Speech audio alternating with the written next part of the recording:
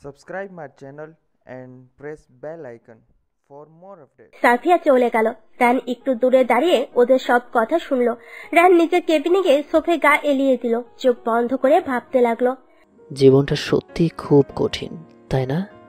যে আমাকে চায় তাকে আমি চাই না, আর আমি যাকে চাই সে অন্যজনকে। এটাই নিয়তির খেলা। স্নিগ্ধ মায়ের ফোনে কল দিল। মায়ের রিসিভ করে হ্যালো বলল। স্নিগ্ধ বলল, মিস মায়া, এক্ষুনি আমার কেবিনে আসুন। মায়ের ওকে স্যার বলে কল কেটে দিয়ে স্নিগ্ধর কেবিনের দিকে চলে গেল। মায়ের কেবিনের সামনে দাঁড়িয়ে বলল, may I come in sir? Yes, come. জি স্যার, বলুন কি করতে হবে? আমার জন্য এক কাপ কফি নিয়ে আসুন। So go first. Okay sir. Maya চলে গেল কফি আনতে। মায়ের কফি নিয়ে এসে স্নিগ্ধকে দিয়ে বলল। দেখুন তো কেমন হয়েছে। স্নিগ্ধ কিছুটা ভেবে বলল, তো মিস মায়া, আমাকে বাজি কফি খাওয়াতে চান? মায়া অবাক হয়ে বলল, না না, সমস্যা কি বলেন? এসব বাজে কেন খাওয়াতে যাবো? ওকে, তাই হয়ে থাকলে আপনি আগে খেয়ে বলুন কেমন হয়েছে, তারপর আমি। মায়া কাপটা হাতে নিয়ে এক চুমুক খেয়ে বলল, স্যার ভালোই হয়েছে, কিন্তু কফিটা তো এটো হয়ে গেল। মায়াকে আর কিছু বলতে না দিয়ে কাপটা নিয়ে স্নিগ্ধ খাওয়া শুরু করলো। মায়া স্তব্ধ হয়ে দাঁড়িয়ে রইল। স্নিগ্ধ ব্যাপারটা বুঝতে পেরে বলল, মিস মায়া, আপনাকে কি লেটার লিখে যেতে বলতে হবে? মায়া নিচের দিকে তাকিয়ে বলল, সরি স্যার। বলেই চলে গেল। স্নিগ্ধ মুচকি হেসে বেলকনিতে গিয়ে দাঁড়ালো। ফুরফুরে হাওয়ায় হাতে এক কাপ কফি, মুহূর্তটা দারুণ লাগছে। স্নিগ্ধ মুচকি হেসে বলল, প্রেয়সী, আমি প্রত্যেকটা দিন তোমার এটু খেতে চাই, তোমার মুখ দেখে ঘুম থেকে উঠতে চাই। কবে আসবে সেই দিনটা? মায়ের অফিস থেকে বেরিয়ে রাস্তায় দাঁড়িয়ে আছে একটা রিক্সার জন্য, কিন্তু একটা রিক্সাও পাচ্ছে না। রাত প্রায় 10টার কাছাকাছি। মায়ের চিন্তায় পড়ে গেল, কি করবে। মায়া এক পা দুপা করে এগিয়ে যেতে লাগলো আর আল্লাহকে বলতে লাগলো, প্লিজ আল্লাহ একটু ব্যবস্থা করে দাও, এত রাতে একা হেঁটে যাওয়াটা ঠিক হবে না। কি করব এখন? ধুর, ভালো লাগে না। স্নিগ্ধ ছাড়টাও না এখন আসতে পারে না। এখন কেন আসবে? এমনি তো এসে বলে, মিস মায়া উঠুন গাড়িতে, এক জায়গায় যখন যাচ্ছে একসাথেই যে। কিন্তু এখন কোথায় উনি? এখন আসলে কি সমস্যা? বজ্জাত লোক। মায়া মন খারাপ করে হাঁটতে লাগলো। হঠাৎ একটা গাড়ি এসে থামলো মায়ের সামনে। মায়া ভয় পেয়ে কিছুটা পিছিয়ে গেল। মায়া কিছু বলতে নিবে, তখনই দেখে যে স্নিগ্ধ গাড়ি থেকে নেমে আসছে। মায়া তো অবাক হয়ে হা করে তাকিয়ে রইল। মায়া হা করে স্নিগ্ধর মুখের দিকে তাকিয়ে রইল। স্নিগ্ধ মায়াকে অবাক হয়ে হা করে তাকিয়ে থাকতে দেখে মুচকি হাসলো। স্নিগ্ধ মায়ের কাছে গিয়ে মায়ের কানের কাছে মুখ নিয়ে বলল, প্রেয়সী, এইভাবে তাকিও না, আমার লজ্জা লজ্জা পাই। মায়ের চমকে উঠলো, বুড়ো কুচকে তাকালো স্নিগ্ধর দিকে আর জিজ্ঞেস করলো, আপনি কি বললেন? কে প্রিয়সী? স্নিগ্ধ টেবিল হেসে বলল, কোথায় কি বললাম?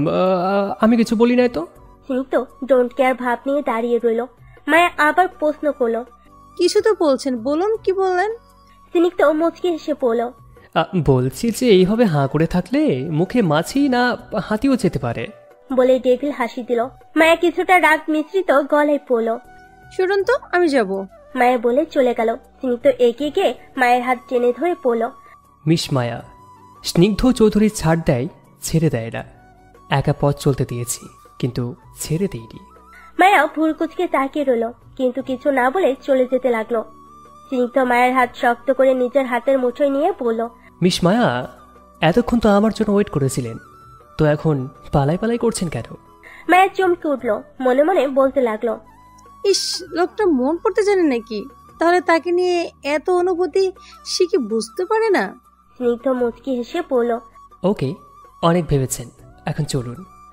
আচ্ছা মিস মায়া, একটা কথা বলি, প্লিজ রাখবেন? মায়া স্নিগ্ধ মুখের দিকে তাকালো আর মনে মনে বলতে লাগলো, আপনি বুঝতে পারেন না আপনি কি বলেন? আমি যে না করতে পারি না। মায়া কিছুক্ষণ ভেবে বলল, ওকে বলুন। স্নিগ্ধ সময় না নিয়ে বলল, মিস মায়া, আমার সাথে একটা জায়গায় যাবেন? বলতে পারেন আমার পছন্দের জায়গার মধ্যে ওটা একটা। স্নিগ্ধর মুখে হাসি ফুটে উঠল। গাড়ি চলতে লাগলো আপন গতিতে। মায়া বাইরের দিকে তাকিয়ে আছে, চুলগুলো উঠছে। স্নিগ্ধ একটু পর পর মায়ের দিকে তাকাচ্ছে আর মুচকি মুচকি হাসছে। 20 মিনিট পর গন্তব্যে পৌঁছে গেল ওরা। স্নিগ্ধ আগে নেমে তারপর গাড়ির দরজা খুলে দিল। মায়াকে বেরিয়ে আসতে বলল। মায়া আস্তে করে গাড়ি থেকে নামলো। তারপর আশেপাশে তাকিয়ে মায়ের মুখে হাসি ফুটে উঠলো। মায়ের সামনে তাকিয়ে দেখে নদী বয়ে গেছে আর ছোট্ট একটা চায়ের দোকান, সাথে একটা ছোট কুড়ে ঘর। মায়ের ছোট্ট কুড়ে ঘরের দিকে তাকিয়ে অবাক হয়ে গেল। মায়ের অবাক হয়ে প্রশ্ন করলো, এখানকার যুগে এখনো কুড়ে ঘর আছে? স্নিগ্ধ মুচকি হেসে বলল, হ্যাঁ আছে, আর ওখানে দুজন বয়স্ক মানুষ থাকে। তাদের জন্য আমার এই জায়গাটা ভীষণ প্রিয়। আমার যখন মন খারাপ হয়ে যায় আমি তখন এই জায়গাটায় আসি আর দাদি আর দাদার সাথে কথা বলি। আমার মন ভালো হয়ে যায়। এরা আমার একটা পরিবার। জানেন, তাদের আমি অনেক বলছি আমার সাথে আমার বাড়িতে যাওয়ার জন্য, কিন্তু তারা কখনো রাজি হয়নি। তাদের নাকি এখানে শান্তি লাগে, তাই আর কিছু বলি না। মায়া স্নিগ্ধর কথাগুলো মুগ্ধ হয়ে শুনলো, তারপর নিজে এগিয়ে গেল। স্নিগ্ধ মুচকি হেসে মায়ের পিছনে পিছনে গেল। মায়া বসলো সেই ছোট্ট দোকানে। স্নিগ্ধ গিয়ে সেই বয়স্কদের সালাম দিল। আসসালামু আলাইকুম, কেমন আছেন দাদি দাদা? বয়স্ক মহিলা বলল, হ্যাঁ দাদু ভাই, ভালো আছে। আজ আমাদের কথা মনে পড়লো। হঠাৎ তার চোখ গেল মায়ের দিকে। স্নিগ্ধকে ইশারায় বলল কে? স্নিগ্ধ মুচকি হেসে কানে কানে কি যেন বলল। মহিলাটা মুচকি হেসে বলল, মাশাআল্লাহ দাদু ভাই, তোর পছন্দ আছে। তারপর মহিলাটা মায়ের কাছে গিয়ে মাথায় হাত বুলিয়ে আদর করে বলল, কি মেয়ে, তোমার নাম কি? মায়া মুচকি হেসে বলল, জি, আমি মোহিনী ইসলাম মায়া। আপনি ভালো আছেন দাদি? জি আচ্ছা, তোমরা বসো, আমি চা দিচ্ছি। মহিলাটা চলে গেল। স্নিগ্ধ মায়ের দিকে তাকিয়ে বলল, নদীর পাড়ে যাবেন? শিমুল ফুল গাছে নিচে বসবেন পা ডুবিয়ে পানিতে? মায়া মাথা হ্যাঁ নাড়িয়ে বোঝালো। স্নিগ্ধ মুচকি হেসে হাঁটা শুরু করলো। মায়াও সাথে গেল। স্নিগ্ধ শিমুল ফুল গাছের নিচে বসে পা পানিতে ডুবিয়ে বসলো আর মায়াকে ইশারায় বলল বসতে। মায়া বাক্যহীন ভাবে বসলো। মায়া পানিতে পা ডুবিয়ে বসলো স্নিগ্ধর পাশে। স্নিগ্ধ বলল, জানেন মিস মায়া, এই নদী আমার খুব আপন, কারণ এই নদী জানে আমার সব কথা বলা, না বলা কথা, কত স্মৃতি, কত কিছু, সব আমার এই নদী জানে। জানেন, আমি না একজনকে খুব ভালোবাসি, কিন্তু বলতে পারি না। কিন্তু বলছি এই নদীকে, সে জানে আমার প্রেয়সীকে, তাকে আমি কতটা ভালোবাসি, কতটা কাছে চাই। স্নিগ্ধ একদমে কথাগুলো বলে থামলো। মায়া অবাক হয়ে তাকিয়ে আছে আর ভাবছে, মানুষের নদীও কতটা আপন হয় আপনাকে না দেখলে বুঝতামই না। কি আছে আপনার মাঝে, কেন টানে আমাকে এত? স্নিগ্ধ মায়ের সামনে তুড়ি বাজিয়ে বলল, কি ব্যাপার মায়া, আপনি কি ভাবছেন? আচ্ছা চলুন আমরা চা খেয়ে আসি আগে। মায়ের স্নিগ্ধর কথাই চমকে উঠলো। তারপর বলল, চলুন। মায়া উঠে এক পা বাড়াতেই রিমঝিম বৃষ্টি পড়তে লাগলো। মায়া তো অনেক খুশি। হাত দিয়ে বৃষ্টির ফোঁটা ফোঁটা জলগুলো বোলাতে লাগলো। দুই হাত দুই দিকে সোজা করে আকাশের দিকে তাকিয়ে চোখ বন্ধ করে অনুভব করতে লাগলো বৃষ্টির প্রতিটা ফোঁটা। মায়ের বৃষ্টি বিলাস করতে ব্যস্ত। স্নিগ্ধ থমকে গেছে মায়ের এমন বাচ্চামো দেখে। অপলক দৃষ্টিতে তাকিয়ে আছে তার প্রেয়সীর দিকে। হঠাৎ করে ঘর থেকে সেই মহিলা ডাকতে লাগলো আর বলল, তোমরা তো ভিজে গেছো, ঘরে এসো। স্নিগ্ধ মায়ের দিকে তাকিয়ে দেখে মায়ের বৃষ্টির পানি নিয়ে খেলা করছে, তাই আর মায়াকে ডাকলো না। স্নিগ্ধ অপলক দৃষ্টিতে দেখতে লাগলো তার প্রেয়সীকে আর বুকের বাপাশে হাত রেখে বলতে লাগলো, প্রেয়সী, এ কোন আগুনে জ্বালিয়ে দিচ্ছ আমাকে? নিভানোর যে কোনো উপায় নেই তুমি ছাড়া। রাত প্রায় 12টা ছুঁই ছুঁই। তখন স্নিগ্ধর গাড়ি থামলো মায়েদের বাড়ির সামনে। মায়া গাড়ি থেকে নেমে গিয়ে স্নিগ্ধকে বলল, স্যার ভিতরে চলুন। স্নিগ্ধ মুচকি হেসে বলল, না আজকে না, অন্য একদিনকে, বলেই চলে গেল। মায়ের কলিং বেল চাপ দিল। একটু পর রহিমা বেগম দরজা খুলে দিল। তারপর উনি যা করলো মায়া স্তব্ধ হয়ে গেল। নীরবে কান্না করতে লাগলো। রাহিন বসে আছে বেলকুনিতে, হাতে সিগারেট, পাশে টেবিলে বিয়ারের বোতল। রাহিন সিগারেট ধরে এক টান দিয়ে ধোয়া আকাশের দিকে উড়িয়ে দিয়ে বলতে লাগলো, হে আকাশ, তোমাদের সাক্ষী রেখে বলছি, এই ধোঁয়া যেমন ছড়িয়ে গেল কালো অন্ধকারে, ঠিক আমিও হারিয়ে যাব মায়াবতীর জীবন থেকে, মুছে ফেলবো তার নাম আমার হৃদয় থেকে। রাহিন দূর আকাশের দিকে তাকিয়ে দীর্ঘশ্বাস ফেল। সাফিয়া ছাদে দাঁড়িয়ে দূর আকাশের দিকে তাকিয়ে বলল, এতগুলো তারার মাঝে বন্ধু তুমি কেন নেই? এত সুন্দর হাওয়ার মাঝে তুমি কেন? আমায় বাতাস বলে না, তোমায় কি পাবো না আমি? মায়া কলিং বেল চাপ দিল। একটু পর রহিমা বেগম দরজা খুলে দিল। মায়ের মুচকি এসে ভিতরে প্রবেশ করলো। রহিমা বেগম প্রশ্ন করলো, কোথায় ছিলি এতক্ষণ? 10টায় অফিস টাইম শেষ। মায়া আমতা আমতা করে বলল, আম্মু আজকে লেট হয়ে গেছে। মায়ের বলা শেষ হওয়ার সাথে সাথেই রহিমা বেগম ঠাস করে চোর বসিয়ে দিল মায়ের গালে আর বলতে লাগলো, মায়া, তোকে আমি এই শিক্ষা দিয়েছি? মিথ্যা বলিস, তাও আমার কাছে? বাহ, ভালো উন্নতি হয়েছে তোর। রহিমা বেগম রেগে রুমে চলে গেল। মায়ের নীরবে চোখের জল ফেলতে লাগলো। মায়ের দৌড়ে রুমে এসে দরজা লাগিয়ে বিছানায় উপর হয়ে শুয়ে কান্না করতে লাগলো। একসময় কান্না করতে করতে ঘুমিয়ে পড়লো। স্নিগ্ধ বাসায় পৌঁছাতেই 12টার বেশি বেজে গেল। স্নিগ্ধ কলিং বেল চাপ দিল। স্নিগ্ধর আম্মু দরজা খুলে দিল। স্নিগ্ধ তার আম্মুকে জড়িয়ে ধরে পড়ল, আম্মু, আমি আজকে অনেক খুশি। তোমাকে যে কি করে বোঝাই।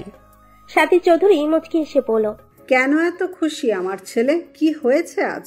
স্নিগ্ধ সাথী চৌধুরীকে জড়িয়ে ধরে বলল, আম্মু, আমার প্রিয়তমা, আমার প্রেয়সী আমাকে সময় দিয়েছে। আজকে আমি অনেক খুশি।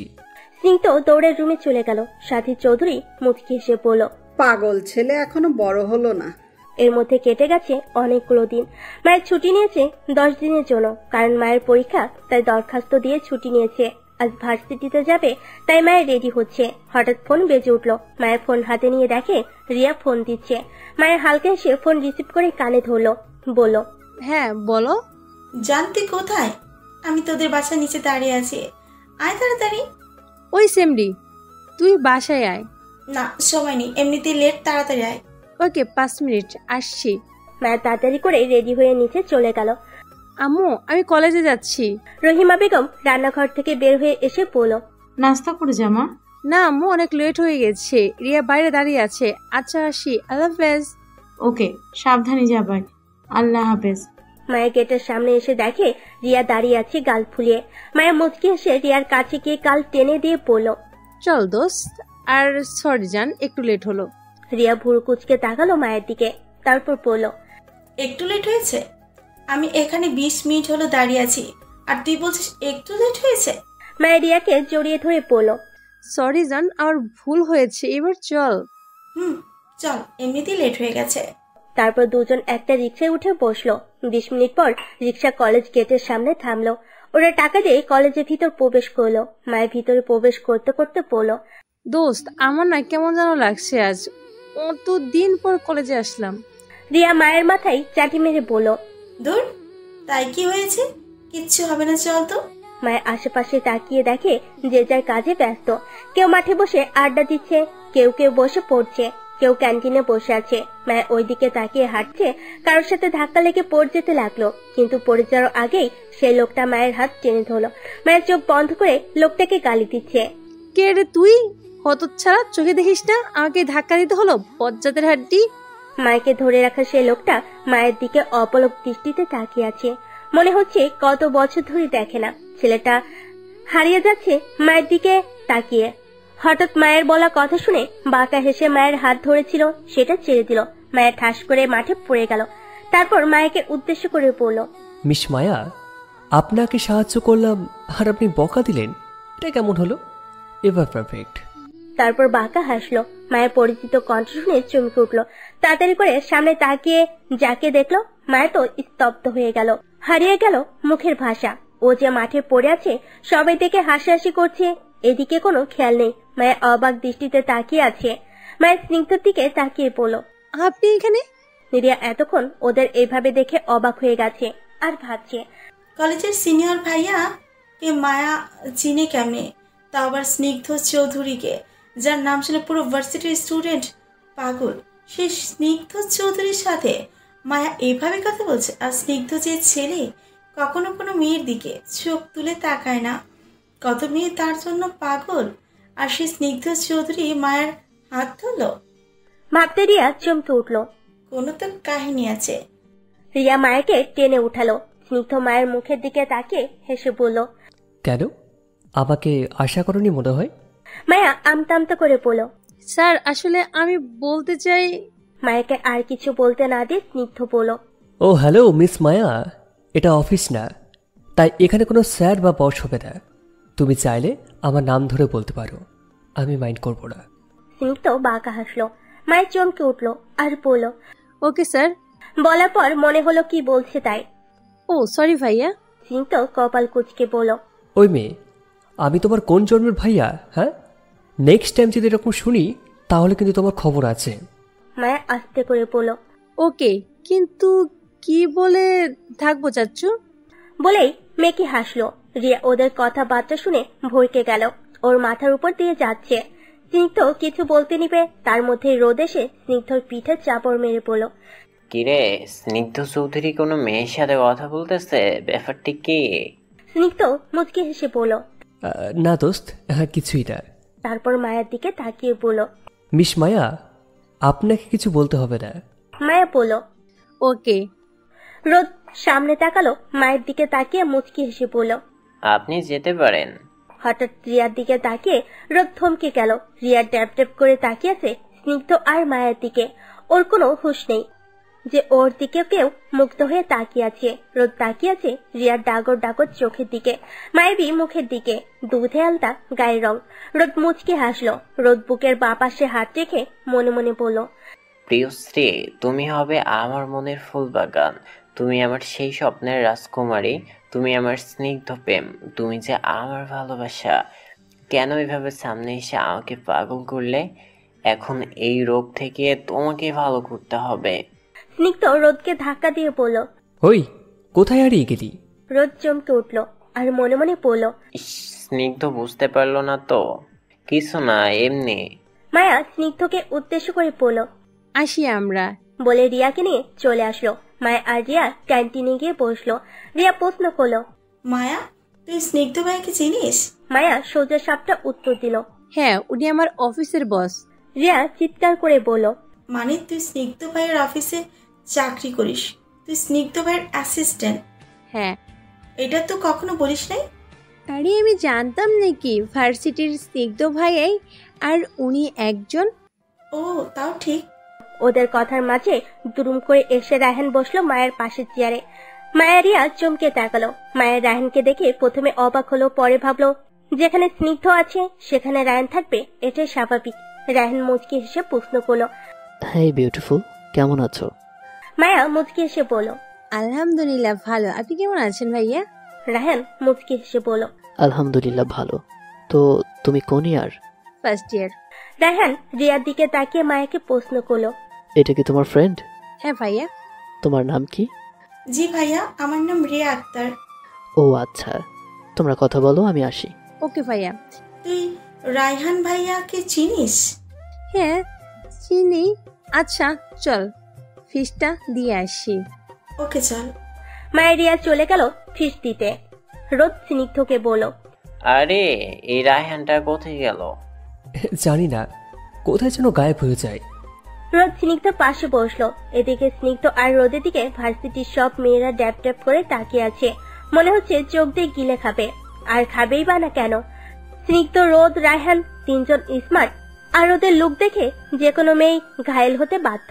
ওরা কলেজ টপার, ওদেরকে চিনে না এমন কেউ নেই, এবং অনেকেই বলে এরা তিনজন এক আত্মা তিন দেহ। আর ওদের একটা মেয়ে ফ্রেন্ডও আছে, ও হলো যারা, যেমন দেখতে তেমন ভাব। রায়হান দৌড়ে এসে রোদের পাশে বসলো। রোদ প্রশ্ন করলো, কোথায় ছিলে? আর যারা এখানে আসছে নিয়ে আস। কি জানি কোথায় ও, দেখো ওর মেকআপ করা শেষ হয়নি। রায়হানের কথাই স্নিগ্ধ আর রোদ উচ্চস্বরে হেসে উঠলো। এরই মধ্যে রায়হান গেটের দিকে তাকিয়ে দেখে যারা আসছে। ওদের ইশারা করে দেখালো যারা এসে। সরি গাইস, লেট হয়ে গেছিল। আর বলিস না, আজ সাজতে লেট হয়ে গেছে। যারা রায়হানের পাশে বসলো। হঠাৎ রোদের চোখ ক্যান্টিনের দরজার দিকে তাকালো। রোদ যেন থমকে গেল রিয়ার হাসি দেখে। রোদ মনে মনে আওড়ালো, হ্যালো প্রিয়শ্রী, আমাকে পাগল করতে বুঝি তোমার এত আয়োজন। মায়া আর রিয়া ফিস দিতে যাচ্ছে। মায়া বলল, রিয়া তোকে না আজ ব্লু কালার থ্রি পিসে পুরাই আঙুল লাগতেছে, মনে হচ্ছে খেয়ে ফেলি। মায়ের কথা শুনে রিয়া উচ্চস্বরে হেসে উঠল। রিয়া তো জানতেই পারলো না কেউ যে ওর এই হাসির প্রেমে পড়ে গেছে। মায়া আর রিমি ফিস দিয়ে এসে মাঠের এক কোণে শিমুল ফুল গাছের নিচে বসলো। হঠাৎ রিয়ার ফোন বেজে উঠলো। রিয়া রিসিভ করে হ্যালো বলল, হ্যালো সাপু বল। রিয়া তুই কোথায়? কলেজ আছিস? হ্যাঁ কেন, তুই আসবি কলেজে? হ্যাঁ আসবো, ফিস দেওয়ার তো হয়নি। আর শোন, আমার বায়ো বেবি আসছে। দাঁত কেলিয়ে হেসে বলল। রিয়া মুচকি হেসে বলল, হ্যাঁ এসেছে তোমার চান্টু। সাফিয়া যেন হাতে চাঁদ পেয়ে গেল, লাফিয়ে উঠে বসলো। রিও বেবি, তোমরা ওয়েট করো, আমি 10 মিনিটে আসছি। রিয়াকে কিছু বলতে না দিয়েই কল কেটে দিল। মায়া এতক্ষণ রিয়ার কথা শুনে অবাক দৃষ্টিতে তাকিয়ে আছে। রিয়া মুচকি হেসে বলল। মায়া প্রশ্ন করলো, বিয়ে কে ছিল রে? কার সাথে কথা বললি? ও যে আমার কাজিন খালার মেয়ে সাফিয়া আহমেদ রোদেলা। ওর বাবা মা নেই, ছোট্টবেলায় কার অ্যাক্সিডেন্ট করে মারা গেছে। জানিস মায়া, ও খুব সাধারণ একটা মেয়ে। ও নিজে রোজগার করে পড়ালেখা করে। আমি আব্বু আম্মু কত মানা করি চাকরিটা ছেড়ে দিতে, কিন্তু ও না বলে। ও চাকরি করে নিজের জন্য, নিজে ভালো থাকার জন্য খুব মিশুক একটা মেয়েও কখনো কোনো কিছুতেই ভেঙে পড়ে না। ওর মনোবল অনেক, কিন্তু ও শুধু একজনের কাছে দুর্বল, কিন্তু সে বুঝে না। ওকে বলেই রিয়া দীর্ঘশ্বাস ফেলল। মায়া এতক্ষণ রিয়ার বলা কথাগুলো মনোযোগ দিয়ে শুনতেছিল। একজনের প্রতি দুর্বল শুনে প্রশ্ন করলো, কার উপর দুর্বল? সে কে? সেই মানুষ বল আমায়, আমি তাকে বোঝাবো। কাজ হবে না রে সাফিয়া, 2 বছর ধরে তার পেছনে পড়ে আছে, কিন্তু সে কোনো পাত্তাই দিচ্ছে না। আর সে হলো রায়হান ভাইয়া। এই রায়হান ভাইয়া? হ্যাঁ, এই রায়হান ভাইয়া। ও বেবি, তাহলে তো টেনশন। তুই শুধু দেখ আমি কি করি। বলেই বাঁকা হাসলো। রিয়া মুচকি হেসে বলল, পারবি না? পারবো। এই 10 দিনের মধ্যে আমি যদি সাফিয়াকে রায়হান ভাইয়ের মনে জায়গা করে না দিতে পারি, তাহলে আমার নাম মোহিনী ইসলাম মায়া না। ওরা দুজনে আড্ডা দিতে লাগলো। সাফিয়া এসে বলল, সরি একটু লেট হলো। রিয়া সাফিয়ার কণ্ঠ শুনে পিছনে তাকালো, তাকিয়ে বলল, এতক্ষণ লাগে তোর আসতে? বসে থাকতে থাকতে আমার কোমর ব্যথা হয়ে গেছে। মায়া সাফিয়াকে দেখে অবাক হয়ে বলল, তুমি? সাফিয়াও অবাক হয়ে বলল, মায়া তুমি এখানে? রিয়া ওদের কথা শুনে বলল, তোরা দুইজনে এই দুইজনকে চিনিস? হ্যাঁ, আমি আর সাফিয়া একই অফিসে চাকরি করি। ও আচ্ছা, তাহলে তো ভালোই, আর পরিচয় করিয়ে দিতে হবে না। রিও বেবি আয় আয়। ও কোথায়? সাফিয়া, এই বায়োটেকে? আর বলিস না, এই সাফু রায়হান ভাইয়ার নামে ছোট্ট করে রায়ু ডাকে, আমায় রিউ। সাফিয়া লজ্জায় লাল নীল গোলাপি হতে লাগলো।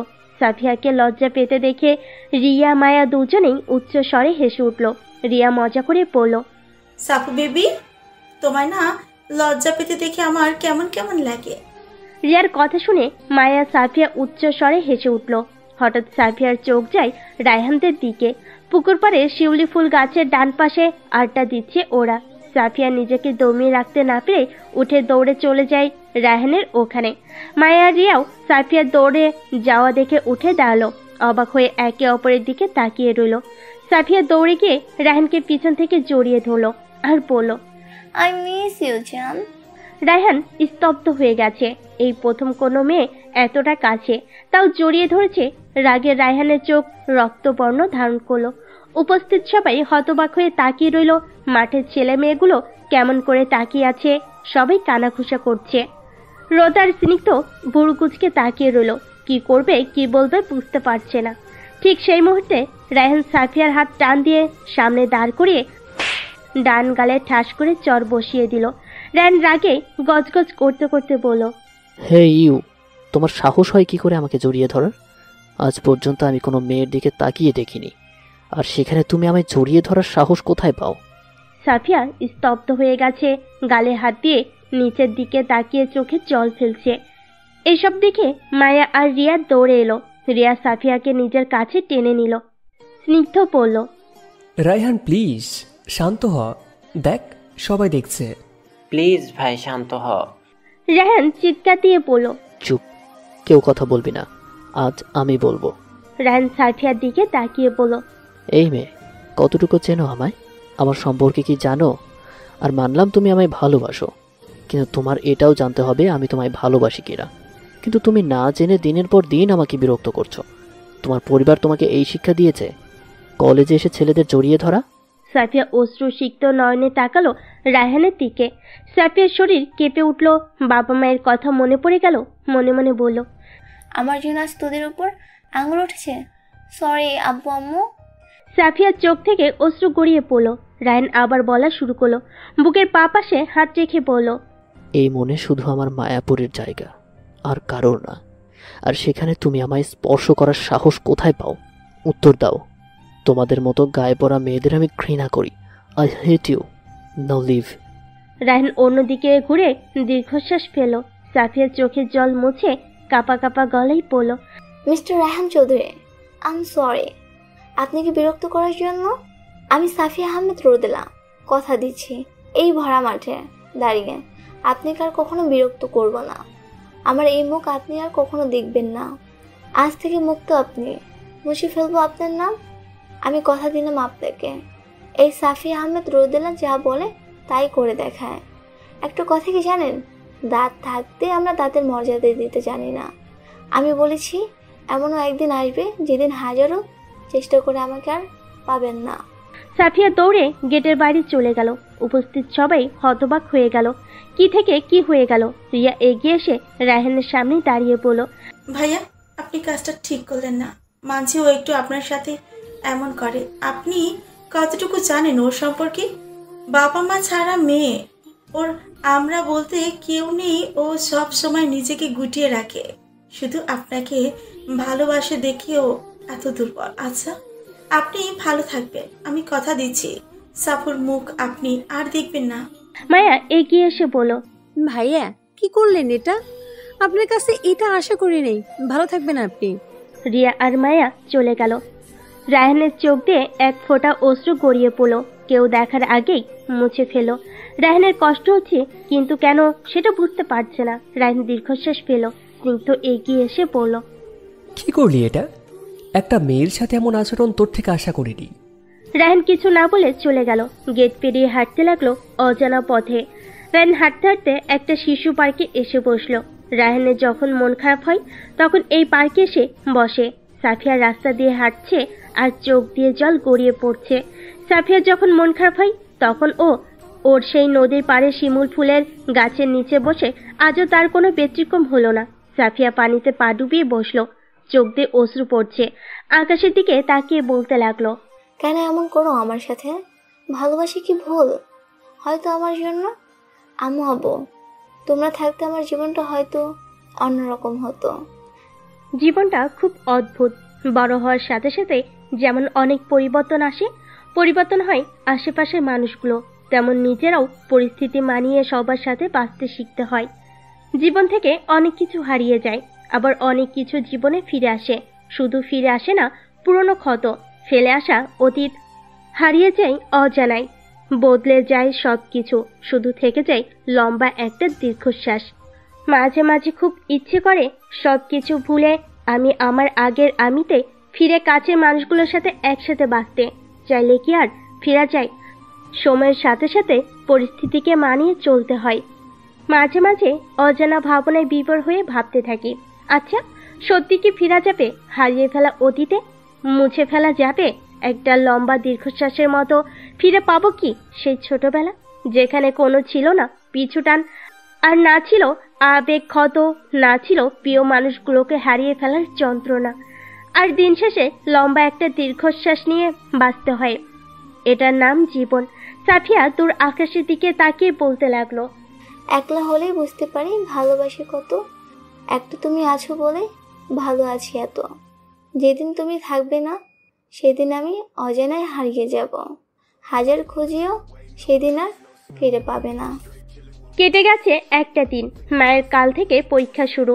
মায়ের টেনশনে আছে কোন সাবজেক্ট রিভিশন দিবে, কোনটা রেখে কোনটা পড়বে। সারা বছর ভালোই পরীক্ষার সময় হলেই এই অবস্থা হয়, অথচ মায়া খুব ভালো স্টুডেন্ট। মায়া পড়তে বসে মাথায় হাত দিয়ে বসে আছে। রাত বাজে 10টা-12। মায়া বসে থাকা অবস্থায় একসময় ঘুমিয়ে পড়ে টেবিলে মাথা রেখে। মায়ের মাঝরাতে ঘুম ভেঙে গেল।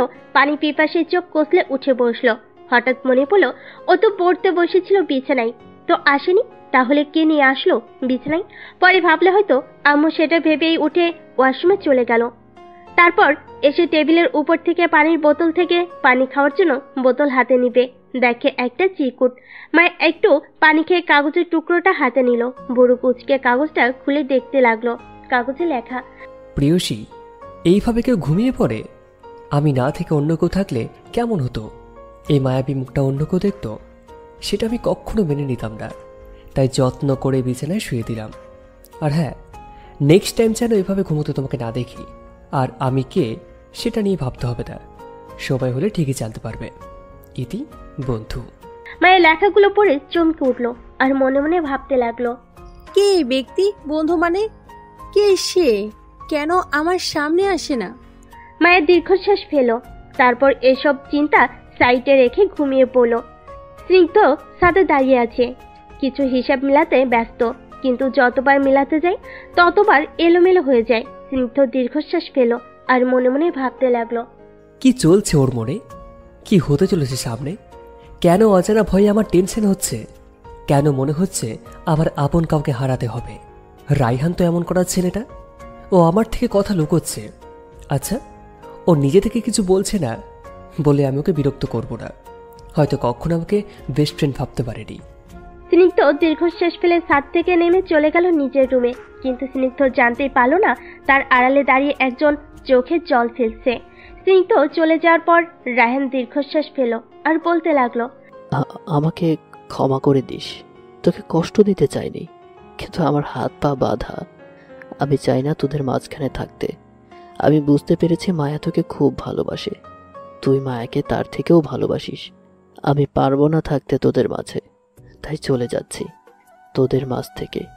ভালো থাকিস তোরা। রায়হান দীর্ঘশ্বাস ফেল। প্রিয়সী, তুমি না হয় আমার কল্পনাতেই থেকে যাবে সারা জীবন। ভালোবাসলে ঘর বাঁধা কেন যায় না? তাকে কেন পাওয়া হয় না? একতরফা ভালোবাসাগুলো এত কষ্টের কেন হয়? কেন তাকে ভোলা যায় না? স্বপ্ন ছিল তার সাথে বাকি জীবনটা একসাথে কাটিয়ে দেওয়ার, কিন্তু সেটা কখনোই সম্ভব নয়।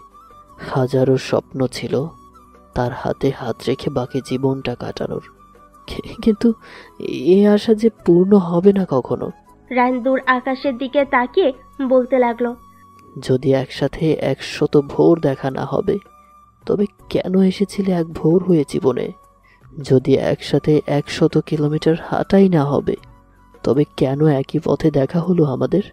যদি একসাথে 100 মুহূর্ত রাঙানোই না হবে, তবে কেন সেই দিনের বিকেলে এসেছিলে জীবনে? যদি একসাথে 1000 বছর কাটাবেই না, তবে কেন এসেছিলে আমার জীবনে? ভুল করে আসা মানুষকে কেন ভুলে যাওয়া যায় না? কেন কেন আমার ভুলটা কোথায়? কেন এমন হলো আমার সাথে? নিয়তি কি চায় আমার থেকে? রায়হানের চোখ দিয়ে অশ্রু গড়িয়ে পড়লো। ছেলেদের নাকি কাঁদতে নেই, কিন্তু রায়হান কাঁদছে। ছেলেরা নাকি খুব সহজে কান্না করে না, কিন্তু রায়হান কাঁদছে ভালোবাসার মানুষকে হারানোর ব্যথায়। রায়হান চোখের জল মুছে ফেললো, নিজেকে শক্ত করলো। তারপর নিজের রুমে গিয়ে দরজা বন্ধ করে টেবিলের উপর থেকে তার ডায়েরিটা নিয়ে বারান্দায় চলে গেল। লিখতে লাগলো তার মনের ভাষা, হারানোর ব্যথা। লিখতে লাগলো, মায়াপুরী, তোমাকে যেদিন প্রথম দেখেছিলাম সেদিনই তোমার চোখের মায়ায় পড়ে গিয়েছিলাম। তোমার মুখের হাসির প্রেমে পড়েছি, তোমার ডাগর ডাগর চোখে আঁকাবাঁকা চাউনির প্রেমে পড়েছি। তুমি কি রাগ করেছো মায়াপুরী বলায়? রাগ করো না, তুমি আমার মায়াপুরী হয়ে রয়ে যাবে সারা জীবন। তুমি আমার অসমাপ্ত ভালোবাসা। এই ভালোবাসার কথা কখনো বলতে পারবো না। আমি চলে যাচ্ছি তোমাদের মাঝ থেকে। ভালো থেকো তোমরা। ভালোবাসি এই কথাটি বলা হলো না, এই চোখের জলের দাম যে দিলে। রায়হানের চোখ দিয়ে অশ্রু গড়িয়ে পড়ল। সকালের মিষ্টি রোদ চোখে পড়ায় ঘুম ভেঙে গেল সাফিয়ার। কাল রাতে কাঁদতে কাঁদতে কখন যে ঘুমিয়ে পড়েছে জানা নেই। সাফিয়া ওয়াশরুমে চলে গেল, একেবারে শাওয়ার নিয়ে বেরিয়ে আসলো। বারান্দায় তোয়ালেটা শুকাতে দিয়ে রুমে এসে ব্যাগে কাপড় চোপড় গুছিয়ে রাখলো। একটা দীর্ঘশ্বাস ফেলে পড়ল। চলে গেছে আপনাকে ছেড়ে অনেক দূরে, যেখানে থেকে চাইলেও আর ফিরে আসতে পারবো না, দেখা হবে না আর আমাদের। দীর্ঘশ্বাস ফেলে সাফিয়া নিচে নেমে গেল। ড্রয়িং রুমে গিয়ে দেখে রিয়া সোফায় বসে টিভিতে কার্টুন দেখছে। সাফিয়া গিয়ে রিয়ার পাশে বসলো। রিয়া সাফিয়ার দিকে তাকিয়ে আটকে উঠল। মায়াবী মুখটা শুকিয়ে গেছে, স্যাকস্যাকা হয়ে গেছে। রিয়া দীর্ঘশ্বাস ফেলে মুখে মিথ্যা হাসি নিয়ে সাফিয়াকে হাসাতে বলল, ওই কালো রানী, মুখটা অমন করে রেখেছিস কেন? এমনি কালো, আরো কালো দেখাচ্ছে। রিয়া সাফিয়ার দিকে তাকালো না, কোনো পরিবর্তন হলো না। রিয়া দীর্ঘশ্বাস ফেল। লাইলা চৌধুরী টেবিলে খাবার রাখতে রাখতে বলল, সাফিয়া, রিয়া খেতে এসো। লাইলা চৌধুরী রিয়ার আম্মু সাফিয়ার খালামণি। সাফিয়া কোনো কথা না বলে চেয়ারে গিয়ে বসলো। রিয়া খেতে বসলো। লাইলা চৌধুরী নাস্তা পেরে দিল, চুপ করে খেতে লাগলো। আরিন আহমেদ খাবার টেবিলে বসতে বসতে বলল, আমার মেয়েদের ঘুম কেমন হলো? সাফিয়া হালকা হেসে বলল, অনেক ভালো। আরিন আহমেদ হাসলো। সাফিয়া বলল, বড় আব্বু, আমি কিছু বলতে চাই। আরিন আহমেদ বলল, ওকে বলো মা, কি বলবে? বড় আব্বু, আমি কানাডা চলে যাব পড়তে, চাচুর কাছে। চাচুর সাথে কথা হয়েছে, আমার সবকিছু রেডি, বিকেল 5টায় ফ্লাইট। সাফিয়া নিচের দিকে তাকিয়ে রইল। উপস্থিত সবাই হতবাক হয়ে গেল। লাইলা চৌধুরী বলল, মা, তুই কি বলছিস এসব? তোর বড় আব্বু আমি কখনো তোকে রিয়ার থেকে কম দেখেছি। আজ হঠাৎ আমাদের ছেড়ে চলে যাবি কেন? কি বললো? আরিয়ান আহমেদ বলল, হ্যাঁ ঠিক, কেন চলে যাবি? সাফিয়া বলল, প্লিজ তুমি অমন করো না, আমার সব ইচ্ছে পূরণ করেছো, এটাও করো প্লিজ। আরিয়ান আহমেদ দীর্ঘশ্বাস ফেলে বলল, ওকে, তোমার কথা কখনো ফেলি নাই, আজও না। তুমি যদি ভালো থাকো তাহলে আমাদের সমস্যা নেই। আরিয়ান আহমেদ খাবার রেখে চলে গেল। লাইলা চৌধুরী কাঁদতে কাঁদতে রুমে চলে গেল। সাফিয়াও কাঁদতে লাগলো। রিয়া সাফিয়াকে বলল, এই সাপু রানী প্লিজ, তুই চলে যাবি না আমাকে রেখে? তুই চলে গেলে কি ঝগড়া করবে আমার সাথে? রিয়া সাফিয়াকে জড়িয়ে ধরে কাঁদতে লাগলো। সাফিয়া নীরবে চোখের জল ফেলতে লাগলো। হঠাৎ ফোন বেজে উঠল। মায়ের চোখ কষলে উঠে বসলো। ফোন হাতে নিয়ে দেখে রিয়া। ঠোঁটে মিষ্টি হাসি ফুটে উঠল। কল রিসিভ করে হ্যালো বলল। তারপর রিয়ার কথা শুনে মায়া অবাক হয়ে গেল আর বলল, আমি আসছি, জাস্ট 20 মিনিট। মায়া কল কেটে তাড়াতাড়ি ফ্রেশ হয়ে পার্সটা কোণের মতো হাতে নিয়ে তাড়াতাড়ি বেরিয়ে গেল। মিষ্টি রোদ চোখে পড়ায় রাহেনের ঘুম ভেঙে গেল। উঠে দেখে বেলকুনিতে ঘুমিয়েছিল, হাতের ডায়েরিটা এখনো আছে। রাহেন মুচকি হেসে রুমে চলে আসলো। রুমে এসে ডায়েরিটা কাবাটে রেখে ফ্রেশ হতে চলে গেল। ফ্রেশ হয়ে এসে ড্রয়িং রুমে চলে গেল। দেখে স্নিগ্ধ ব্রেকফাস্ট করছে আর সাথী চৌধুরী বসে আছে। রাহেন স্নিগ্ধর পাশে বসলো, কিন্তু স্নিগ্ধ একটা কথাও বলল না। রাহেন দীর্ঘশ্বাস ফেলে বলল, বড় আম্মু, তোমাদের সাথে আমার কিছু কথা আছে। স্নিগ্ধ আর সাথী চৌধুরী তাকালো রাহেনের দিকে। রাহেন বলল, স্নিগ্ধ, বড় আম্মু, আমি বড় আব্বুর ওখানে চলে যাচ্ছি বিজনেসের কাছে। রাত 10টায় ফ্লাইট। স্নিগ্ধ সাথী চৌধুরী অবাক হয়ে গেল। স্নিগ্ধ বলল, মানে কি এসবের? তুই কোথাও যাবি না, আমি আব্বুর সাথে কথা বলছি। স্নিগ্ধ কল করতে যাবে, রাহেন বাধা দিয়ে বলে, স্নিগ্ধ শোন, আমি যাচ্ছি। আমি বলেছি বড় আব্বুকে, প্লিজ তোরা না করিস না। মানে কি রায়হান, আমি তোকে ছাড়া থাকবো কেমনে? তুই যাবি না ব্যাস। রায়হান সাথী চৌধুরী গলা জড়িয়ে ধরে বলল, আমি আসবো তো মাসে মাসে তোমায় দেখতে, প্লিজ রাগ করো না। সাথী চৌধুরী কপালের ঠোঁট ছুঁয়ে বলল, ওকে, আমায় দেখতে আসবি কিন্তু মাসে মাসে। ওকে আমার মিষ্টি আম্মু। তুই যখন ঠিক করেছিস যাবি, যা, আমায় কিচ্ছু বলবি না। আমি ভুলে যাব আমার কোনো ভাই প্লাস বেস্ট ফ্রেন্ডকে। এটা আবার শেষ কথা। রায়হান শুনে স্তব্ধ হয়ে গেল। কি করবে, কিভাবে বোঝাবে? সাফিয়া সাদে দাঁড়িয়ে আছে, চোখে অশ্রু নিয়ে মিথ্যা হাসি দূর আকাশের দিকে তাকিয়ে বলল, কোনো এক সন্ধ্যায় তুমি এসেছিলে আমার জীবনে, জীবনটা রঙিন হয়ে উঠেছিল, কিন্তু ঠিক সেইভাবেই কোনো এক অন্ধকার সন্ধ্যায় তুমি সেরে চলে গেলে। তোমাকে ভেবে হাজারো সন্ধ্যা চোখের জল ফেলে। তুমি আসবে বলে নিজেকে রাঙিয়ে তোলে। গল্প তো সবারই থাকে, কারো হয় উপন্যাস, কারো হয় দীর্ঘশ্বাস। আমার না হয় দীর্ঘশ্বাস নিয়ে বেঁচে থাকবো। তোমাকে না পাওয়ার আক্ষেপটা কাঁদাবে আমায় সারা জীবন। কেন আমাদের পূর্ণতা হলো না, কেন? সাফিয়া কাঁদতে কাঁদতে ফুলারে লুটিয়ে পড়ল। স্নিগ্ধ সাদে দাঁড়িয়ে আছে, মনটা খুব খারাপ।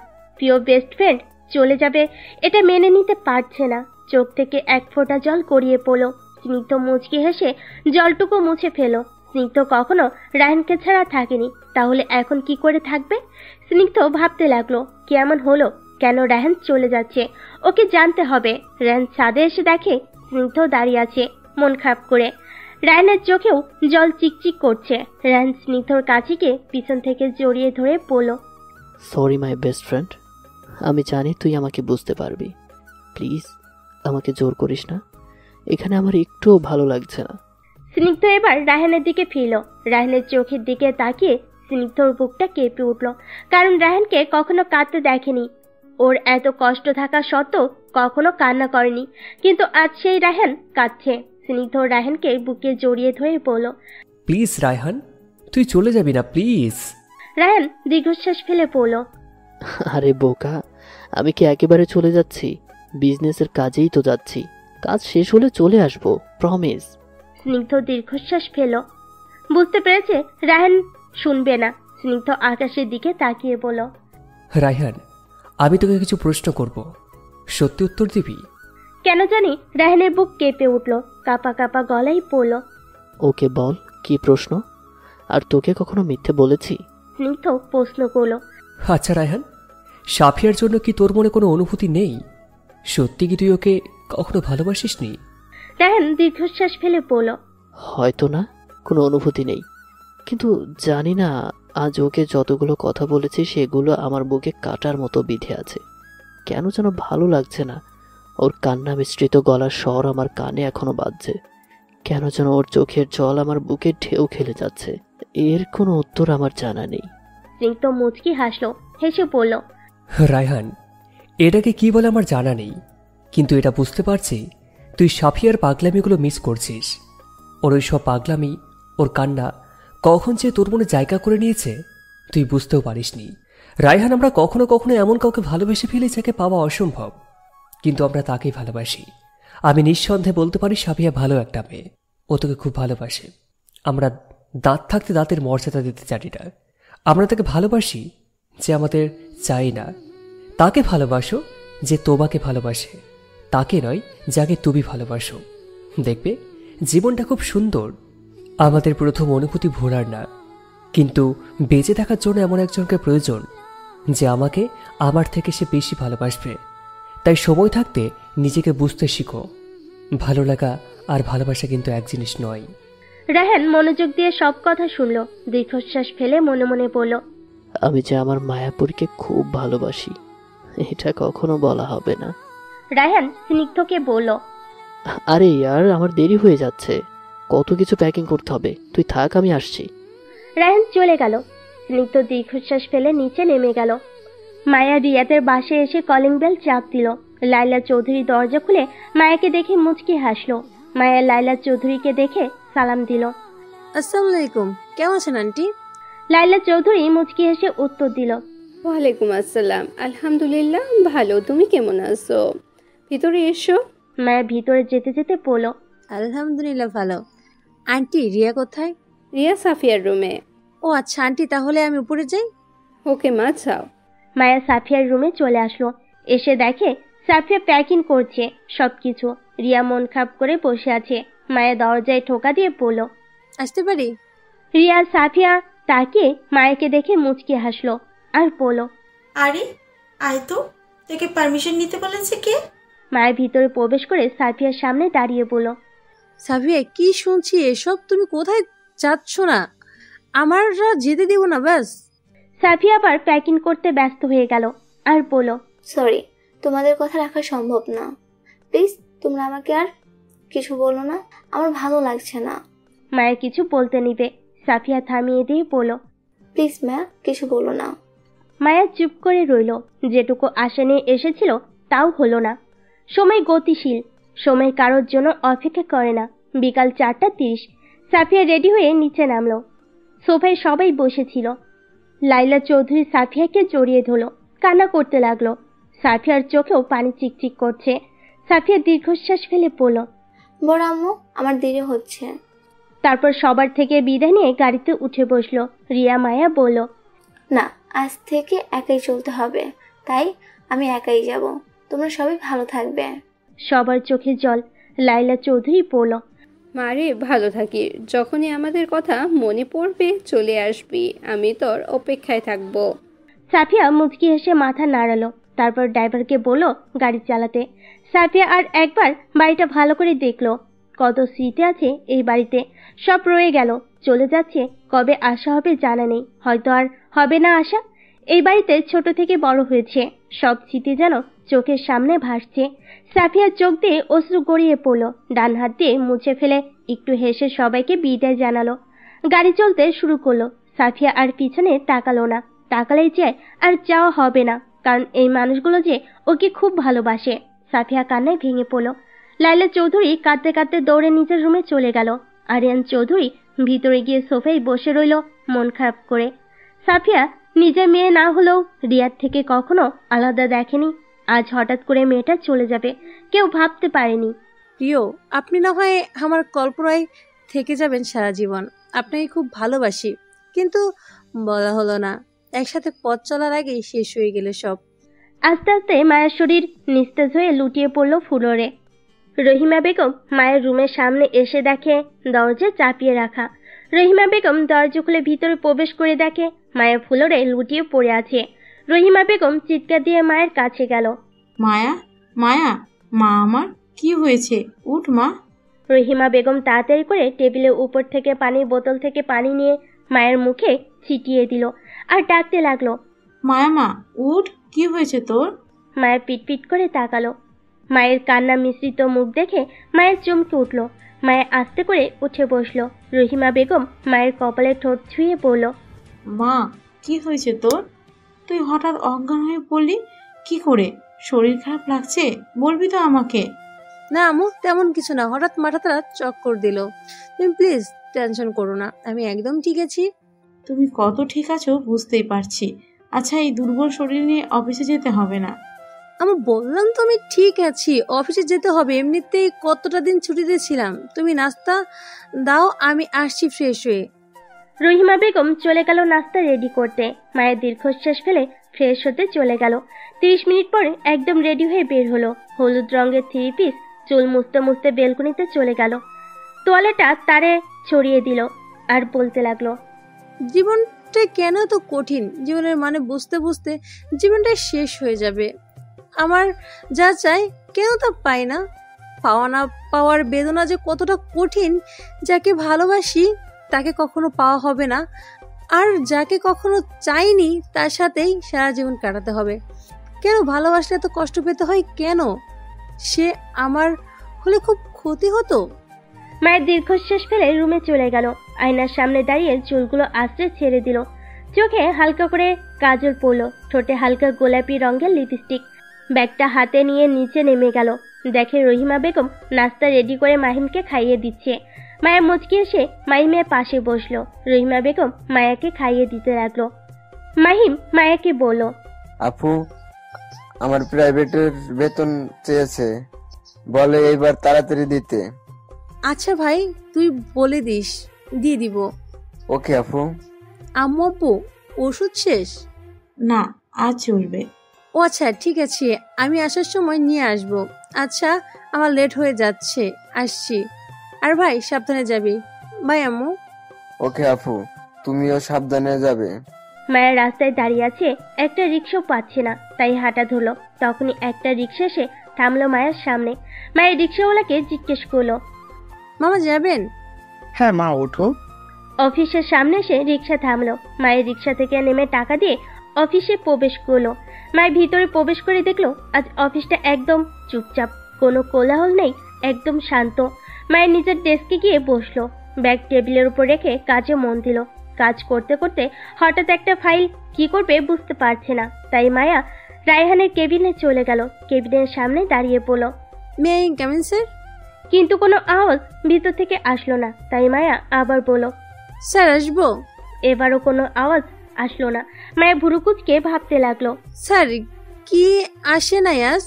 ম্যানেজার পাশ দিয়ে যাওয়ার সময় পড়ল, মিস মায়া, কোনো সমস্যা? জি স্যার। রায়হান স্যার কোথায়? ওনাকে একটু প্রয়োজন। মিস মায়া, আপনি জানেন না, স্যার তো চলে গেছে কানাডায়। এখন থেকে ওখানেই থাকবেন, ওখানকার বিজনেস দেখাশোনা করবেন। কি স্যার চলে গেছে? আমি তো জানতাম না। স্যার চলে গেছে প্রায় 10 দিন হলো। আপনি তো ছুটিতে ছিলেন। এই 10 দিনে অনেক কিছু পরিবর্তন হয়ে গেছে। রায়হান স্যার চলে যাওয়ার সাথে সাথে চলে গেছে স্নিগ্ধ স্যারের মুখের হাসি।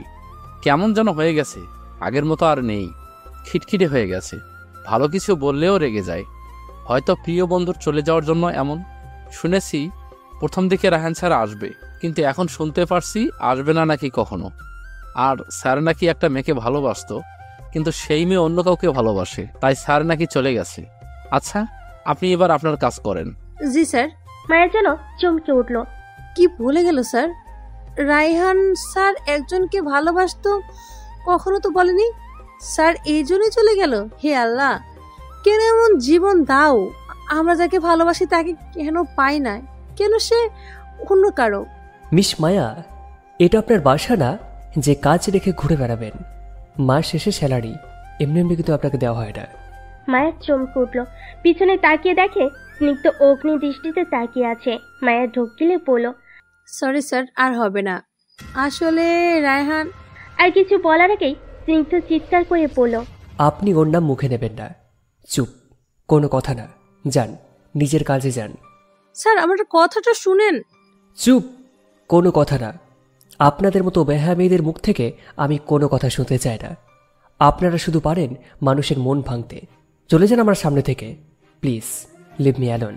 মায়া কান্না করতে করতে দৌড়ে চলে গেল। নিজের ডেস্কে এসে মুখ চেপে ধরে কান্না করতে লাগলো। কেন স্যার আপনি আমার সাথে এমন করেন? কি করেছি আমি? কেন আমাকে দেখলেই এমন করেন? আমি কি করেছি? কেন আমায় এত বড় অপবাদ দিলেন? আমি কারো মন ভাঙি নাই। আমি তো নিজেই পুরো ছারখার হয়ে যাচ্ছি। অন্যর কি করে মন ভাঙবো? মায়া কান্না করতে লাগলো। স্নিগ্ধ নিজের কেবিনে এসে বসলো আর বলল, মিস মায়া, আপনাকে আমি ছাড়বো না। রাইহানকে দেওয়া সমস্ত কষ্টের প্রতিশোধ আমি নেব। আপনি রেডি থাকবেন। আমার বেস্ট ফ্রেন্ডকে আমার থেকে আলাদা করার শাস্তি আপনাকে পেতেই হবে। Just wait and watch. Maya সব ফাইল চেক করে স্নিগ্ধর কেবিনের সামনে এসে দাঁড়িয়ে বলল, may I come in sir? Yes, come. Maya ভিতরে প্রবেশ করে বলল, স্যার ফাইলগুলো চেক দেওয়া শেষ। ও আচ্ছা, ফাইলগুলো টেবিলে রেখে দিন আর এই ফাইলগুলো চেক দিয়ে নিয়ে আসুন। মায়ের ফাইলগুলো দেখে মনে হয় জ্ঞান হারানোর উপক্রম। 15 থেকে 20টা ফাইল হবে। মায়া ফাইলগুলো হাতে নিয়ে বলল, স্যার এতগুলো ফাইল একদিনে কেমন করে কমপ্লিট করব? মিস মায়া, সেটা আপনার ব্যাপার। মাস শেষে স্যালারি এমনি এমনি কিন্তু আপনাকে দেওয়া হয় না। Sorry sir. মায়ের নিচের দিকে তাকিয়ে চলে গেল। স্নিগ্ধ দীর্ঘশ্বাস ফেলে বলল, যাকে ঘিরে আমার সমস্ত কিছু, আজকে তার সাথে খারাপ আচরণ করতে হচ্ছে। ভাগ্যের কি নির্মম পরিহাস। মায়ের নিজের মতো করে কাজ করে যাচ্ছে, আর এদিকে স্নিগ্ধ এক দৃষ্টিতে তাকিয়ে আছে মায়ের দিকে। রাত প্রায় 10টা। মায়ের সব ফাইল চেক দিয়ে শেষ করে স্নিগ্ধর কেবিনের সামনে দাঁড়িয়ে নক করে বলল, আসবো স্যার? ইয়েস, কাম। স্যার ফাইলগুলো টেবিলের উপরে রেখে দিন। স্যার এখন কি আমি বাসায় যেতে পারি? স্নিগ্ধ এবার তাকালো মায়ের দিকে। চোখ মুখ দেখে বুঝতে পারছি আজ অনেক ধকল গেছে, অনেক টায়ার্ড। স্নিগ্ধ বলল, হ্যাঁ, এখন আপনি যেতে পারেন। ধন্যবাদ স্যার। মায়ের কেবিন থেকে চলে গেল। অফিস থেকে বেরিয়ে রাস্তায় এসে দাঁড়ালো, কিন্তু কোনো রিক্সা দেখছে না। মায়ের খুব ভয় হতে লাগলো। কিভাবে যাবে এখন এই নির্জন রাস্তা? একা একা কিভাবে যাবে? মায়ের হাত পা কাঁপতে লাগলো। হঠাৎ স্নিগ্ধর গাড়ি থামলো মায়ের সামনে। মায়ের যেন আশার আলো ফিরে পেল। স্নিগ্ধ দরজা খুলে দিয়ে বলল, উঠুন। এত রাতে আবার কোনো সমস্যা হলে আমার কোম্পানির বদনাম হবে। উঠুন। মায়ের যেটুকু ভালো লাগা কাজ করলো। স্নিগ্ধর কথা শুনে আবার মনটা ছোট হয়ে গেল। মায়া বিনা বাক্যে উঠে বসলো। গাড়ি চলতে লাগলো নিজস্ব গতিতে। তারপরে আর কোনো কথা হয়নি ওদের মধ্যে। মায়ের বাসার সামনে এসে গাড়ি থামলো। মায়া নেমে গেল। কিছু বলতে নিবে তার আগে স্নিগ্ধ গাড়ি নিয়ে চলে গেল। মায়ের দীর্ঘশ্বাস ফেলে ভিতরে চলে গেল। রাত প্রায় 12টার কাছাকাছি। রিয়া ঘুমিয়ে আছে। হঠাৎ ঘুমের মধ্যে অনুভব করছে কেউ তাকে খুব কাছ থেকে দেখছে। গভীরভাবে তাকিয়ে আছে তার মুখের দিকে। কারণ নিঃশ্বাসের শব্দ শোনা যাচ্ছে। রিয়ার ঘুম হালকা হয়ে গেল। রিয়ার মুখের উপর চুল পড়ে আছে।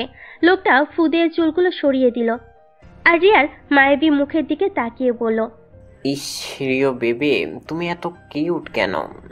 দেখলে শুধু দেখতে ইচ্ছা করে। মন চায় এভাবে সবসময় তোমার মুখের দিকে তাকিয়ে থাকতে। এবার রিয়ার ঘুমটা ভেঙে গেল। রিয়া পিটপিট করে তাকালো। মুখের উপরে কারোর নিঃশ্বাস পড়ছে। রিয়া চমকে উঠল। রিয়াকে তাকাতে দেখে যেই না চলে যাবে, রিয়া খপ করে লোকটার হাত টেনে রিয়ার মুখোমুখি করলো। রিয়া থমকে গেল লোকটাকে দেখে। বলল, রোদ, আপনি এখানে আমার রুমে এত রাতে কি করছেন? কেমনে এলেন? রোদ মুচকি হাসলো। তারপর বলল, রিও বেবি প্লিজ কুল। এত হাইপার হলে চলে? এত একসাথে প্রশ্ন করলে কোনটার উত্তর দিব? রিয়া এবার রেগে গেল আর বলল, মিস্টার রোদ চৌধুরী, এটা কোন ধরনের ব্যবহার? এত রাতে একা একটা মেয়ের রুমে এভাবে আসা, এটা কোন ধরনের ভদ্রতা? সেদিন তো আপনার ফ্রেন্ড সাফুকে ভদ্রতার কথা বললো, এই তাহলে আপনাদের ভদ্রতা? রোদ এবারও মুচকি হাসলো আর বলল, রিও, আপনাকে রাখলে পুরো টমেটোর মতো লাগে, মনে হয় টুপ করে খেয়ে ফেলি। বলে বাঁকা হাসলো। অসভ্য লোক, আপনি এখানে কেন এসেছেন, তাও আমার কাছে? তো কার কাছে যাব? আমি তো আমার ভালোবাসার কাছে এসেছি। মানে কি বলতে চাইছেন আপনি? কিসের ভালোবাসা? এত রাতে একা একটা মেয়ের রুমে এসে ভালোবাসা দেখাচ্ছেন? রোদ এবার রিয়ার হাত নিজের হাতের মুঠোয় নিয়ে পড়ল। ডুবেছি তোমার ওই চোখের মায়ায়, পড়েছি তোমার প্রেমে। যেদিন তোমাকে প্রথম দেখি সেদিন থেকে ভালোবেসে ফেলেছি। তোমাকে আমার চাই প্রিয়শ্রী, খুব বেশি ভালোবাসি তোমায়। জানি না কি করে প্রেম নিবেদন করে, শুধু এতটুকু জানি আমি তোমাকে ভালোবাসি। তুমি কি আমার আধারের ফুল হবে? তুমি কি আমার সুখে দুঃখের সাথী হবে? রিয়া যেন স্তব্ধ হয়ে গেছে, হারিয়ে গেছে মুখের ভাষা। চোখ দুটো চিকচিক করছে, মুখে হাসি, চোখে জল। রিয়ার চোখ থেকে এক ফোঁটা অশ্রু গড়িয়ে পড়ল। রোদের হাত শক্ত করে ধরে পড়ল। আমাকে ভুলে যাবেন না তো কখনো? সারা জীবন এভাবে আমার হাত শক্ত করে ধরে রাখবেন? রোদ রিয়ার হাতে ঠোঁট স্পর্শ করে পড়ল। এই হাত কখনো ছাড়বো না, বাঁচলেও একসাথে, মরলেও একসাথে। ভালোবাসি প্রিয়শ্রী, অনেক বেশি ভালোবাসি। কি? কিছুই না। কিছু না মানে কি? আমার উত্তর কোথায়? রোদ ভুরুকুচকে তাকিয়ে থাকলো কিছুক্ষণ, তারপর বাঁকা হেসে পড়ল, ওকে, কিভাবে বলতে হয় আমার জানা আছে। রোদ এক পা দু পা করে এগিয়ে যেতে লাগলো রিয়ার দিকে। রিয়া পিছিয়ে যেতে যেতে বলল, আপনি এগিয়ে আসছেন কেন? তুমি পিছিয়ে কেন যাচ্ছ? আপনি এগিয়ে আসছেন তাই। ও আচ্ছা, আমার উত্তর দাও, তাহলে আর এগিয়ে যাব না। রিয়া পিছাতে পিছাতে দেওয়ালের সাথে পিঠ ঠেকে গেল। রিয়া ঢোক গিলে পড়ল। ওকে বলছে। রিয়া চোখ বন্ধ করলো। রিয়ার হাত পা কাঁপতেই তার সাথে ঠোঁটও কাঁপতে লাগলো। রিয়া কাঁপা কাঁপা গলায় পড়ল, ভালোবাসি ভালোবাসি ভালোবাসি, আপনার থেকে অনেক বেশি ভালোবাসি। যেদিন প্রথম আপনাকে ভার্সিটিতে দেখি সেদিন আপনার মায়ে পড়ে গেছে, আপনার কথার প্রেমে পড়েছে। রিয়া চোখ খুলো এবার। রোদের চোখে মুখে মুগ্ধতা খেলে যাচ্ছে, মুখের হাসি যেন সরছে না। রিয়া দেখে মুচকি হাসলো। রিও বেবি, আমি তোমাকে খুব ভালোবাসি। রিও বেবি মানে? রিয়াকে ছোট করে রিও, আর সাথে বেবি মানে রিও বেবি। রোদ হাসতে লাগলো। রিয়া রোদকে কিল খুশি দিতে দিতে বলল, অসভ্য লোক একটা, যান এখন, চলে যান, অনেক রাত হয়েছে। প্লিজ আর একটু থাকি। না, এখন যাবেন। আম্মু আব্বু বুঝতে পারলে খবর আছে। বুঝতে পারলেই তো ভালো, তাড়াতাড়ি বিয়ে দিয়ে দিবে, তাহলে আর চুরি করে আসতে হবে না। যাবেন আপনি? যাচ্ছি যাচ্ছি, এত রাগের কি হলো? কিছু না, যান আপনি। ওকে, আসছি, যান। রোদ বেলকুনিতে নেমে গেল। রিয়া বেলকুনিতে দাঁড়িয়ে রইল। রোদ নিচে নেমে রিয়ার দিকে হাত নাড়িয়ে বাই বলে চলে গেল। রিয়া মুচকি হেসে রুমে চলে গেল। বিছানায় শুয়ে বলতে লাগলো, ইস, এত সুখ লাগে কেন? ভালোবাসার মানুষকে পেলে বুঝি এত সুখী মনে হয় নিজেকে। রায়হান বেলকুনিতে দাঁড়িয়ে সিগারেট খাচ্ছে আর বলতে লাগছে, কি হলো আমার? সাইফার কান্না মিশ্রিত মুখ কেন বারবার আমার চোখের সামনে ভাসছে? কেন মায়াবরীকে মনে করতে গিয়ে সাইফার কথা মনে পড়ছে? কেন ওর পাগলামিগুলো ভুলতে পারছি না? কেন বুকের বাঁ পাশে ব্যথা হচ্ছে? তাহলে কি আমি ভালোবেসে ফেললাম? তাহলে কি মায়াবরী ভালো লাগাছিল? উফ, পাগল হয়ে যাব আমি। কে এই প্রশ্নের উত্তর খুঁজে দিবে? সাফিয়া সাথে দাঁড়িয়ে আছে, চোখ থেকে অশ্রু গড়িয়ে পড়ছে। সারাদিন সবার সাথে ব্যস্ত রাখলেও রাতে ঠিকই তার কথা মনে পড়ছে। কি হতো আমি ভালোবাসলে? কেন ভালোবাসলে ঘর বাঁধা যায় না? কেন তাকে পাওয়া হয় না? সে আমার হলে কি খুব বেশি ক্ষতি হতো? ডুবেছি আমি তোমার ওই চোখের মায়ায়, বসিনি খুব সেই মায়া তো আমার জন্য ছিল না, কখনো না। তুমি তো অন্যকে খুঁজতে ব্যস্ত, আমি তোমাতে বেবর। তুমি যখন অন্যকে বলো ভালোবাসি, আমি তখন আধারের মাঝে তোমায় অনুভব করি। তুমি যে আমার প্রথম প্রেমের অনুভূতি, তুমি আমার প্রথম প্রণয়, তুমি আমার স্নিগ্ধ ফুল। আমি বলি ভালোবাসি, তুমি বলো ঘৃণা করে। কেন এমন হলো আমার সাথে? কেন ছোটবেলা তোমাদের সাথে নিয়ে গেলে না আমায় আব্বু আম্মু? কেন? সকালে মিষ্টি রোদ চোখে পড়াই ঘুম ভেঙে গেল মায়ের। পিট পিট করে তাকালো, চোখ কষলে উঠে বসলো। দেওয়ালে টাঙ্গানো ঘড়ির দিকে তাকিয়ে চোখ ছানা বড় হয়ে গেল। বেলা 11টার বেশি বাজে। মায়ের চোখ বড় বড় হয়ে গেল। ও আল্লাহ, আজ এত কি করে ঘুমালাম? কেউ কেন আমাকে ডাকলো না? আর অফিস কি হবে এখন? কি বলবো স্যারকে? যে বজ্জাত লোক, আমাকে মনে হয় গিলে খাবে। উফ, আম্মু কেন ডাকলে না? তোর ভালো লাগে না? মায়া তাড়াতাড়ি করে উঠে ফ্রেশ হয়ে একবার রেডি হয়ে বের হলো। কোনো মতে চুলটা আসে, ব্যাগটা হাতে নিয়ে দৌড়ে বের হলো। সিঁড়িতে নামার সময় মায়া থমকে গেল। বাড়ি ভর্তি মানুষ গিজগিজ করছে। নানু বাড়ির লোকেরা, খালামণি সবাই এসেছে। মায়া আস্তে আস্তে নিচে নামতে লাগলো। মায়াকে দেখে মায়ের বড় মামি এসে জড়িয়ে ধরে বলল, আমার লক্ষ্মী মেয়ে, কেমন আছো? আলহামদুলিল্লাহ ভালো আছি। আপনি কেমন আছেন বড় মামি? আলহামদুলিল্লাহ ভালো। এত খুশির খবর শুনে কি খারাপ থাকতে পারি? মানে কিসের ভালো খবর? মায়ের ছোট মামি এগিয়ে এসে বলল, কি ভালো খবর? আজ আমাদের রাজকুমারীকে রাজকুমার নিতে আসবে। কি বলছো তোমরা? সত্যি বুঝতে পারছি না। মায়ের খালামণি এগিয়ে এসে বলল, বুঝতে হবে না, আই আমার সাথে সোফায় বসতো, একটু দেখি তোকে, একটু। কতদিন ধরে দেখি না। খালামণি, আমাকে অফিসে যেতে হবে। যেতে হবে না, আমি কথা বলেছি তোর বসের সাথে। মানে কি? কখন কথা বললে? আর স্যার ছুটি দিল? যে বজ্জাত লোক। মায়ের কথা শুনে সবাই মুখ চেপে ধরে হাসতে লাগলো। মায়ের ভুরু কুচকে বলল, কি হলো, তোমরা হাসছো কেন? এমনি কিছু না, যা ছাদে যা, ওখানে তোর কাজিনগুলো ওয়েট করছে। মায়ের কথা না পারে বাড়ির ছাদে চলে গেল।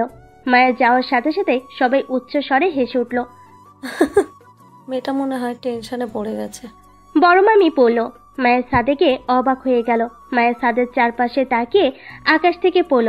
পুরো ছাদ সুন্দর করে সাজানো হয়েছে। সব কাজিনরা বসে আড্ডা দিচ্ছে। মায়া আস্তে আস্তে এগিয়ে যেতে লাগলো ওদের দিকে। রিয়া মায়াকে দেখে দৌড়ে এসে জড়িয়ে ধরে পড়ল, জান, তোর এত সময় লাগলো আসতে? আমরা কখন থেকে অপেক্ষা করতেছি। মায়া ভুরু কুচকে পড়ল, ওকে, তুই কখন আসছিস? আরে ইয়ার, তোর বিয়ে আর আমি আসবো না, এটা কি করে হয়? মায়া ভুরু কুচকে পড়ল, বিয়ে মানে কার বিয়ে? লিজা, আদি, আদিত্য, আদিল। মায়েরা উচ্চস্বরে হেসে উঠল। মায়েরা পড়ল, উফ আপু, তোমার তো কিছু জানতে হবে না, তুমি জেনে রেখো জিজু অনেক কিউট। আদি, আদিত্য ছোট মামা ছেলে, আর মায়েরা মায়ের খালামণির মেয়ে। লিজা, আদিল মায়ের বড় মামার ছেলে মেয়ে। মায়া বলল, মানে কি?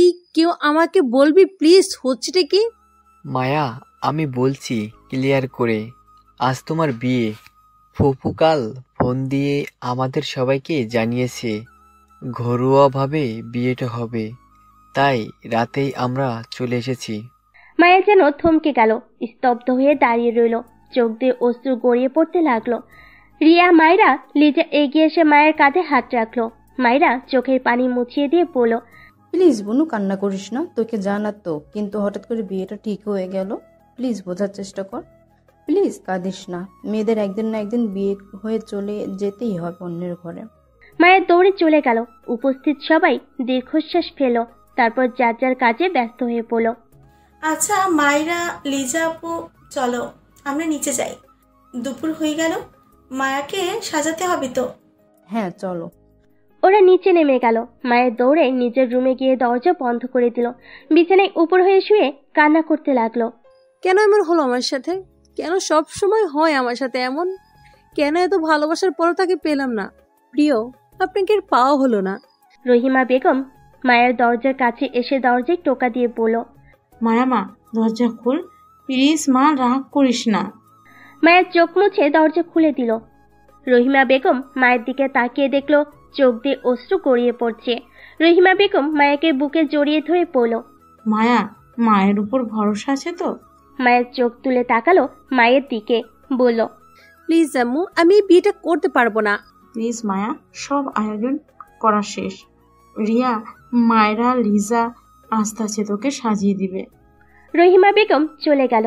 মায়া মেঝেতে হাঁটু গেড়ে বসে কান্না করতে লাগলো।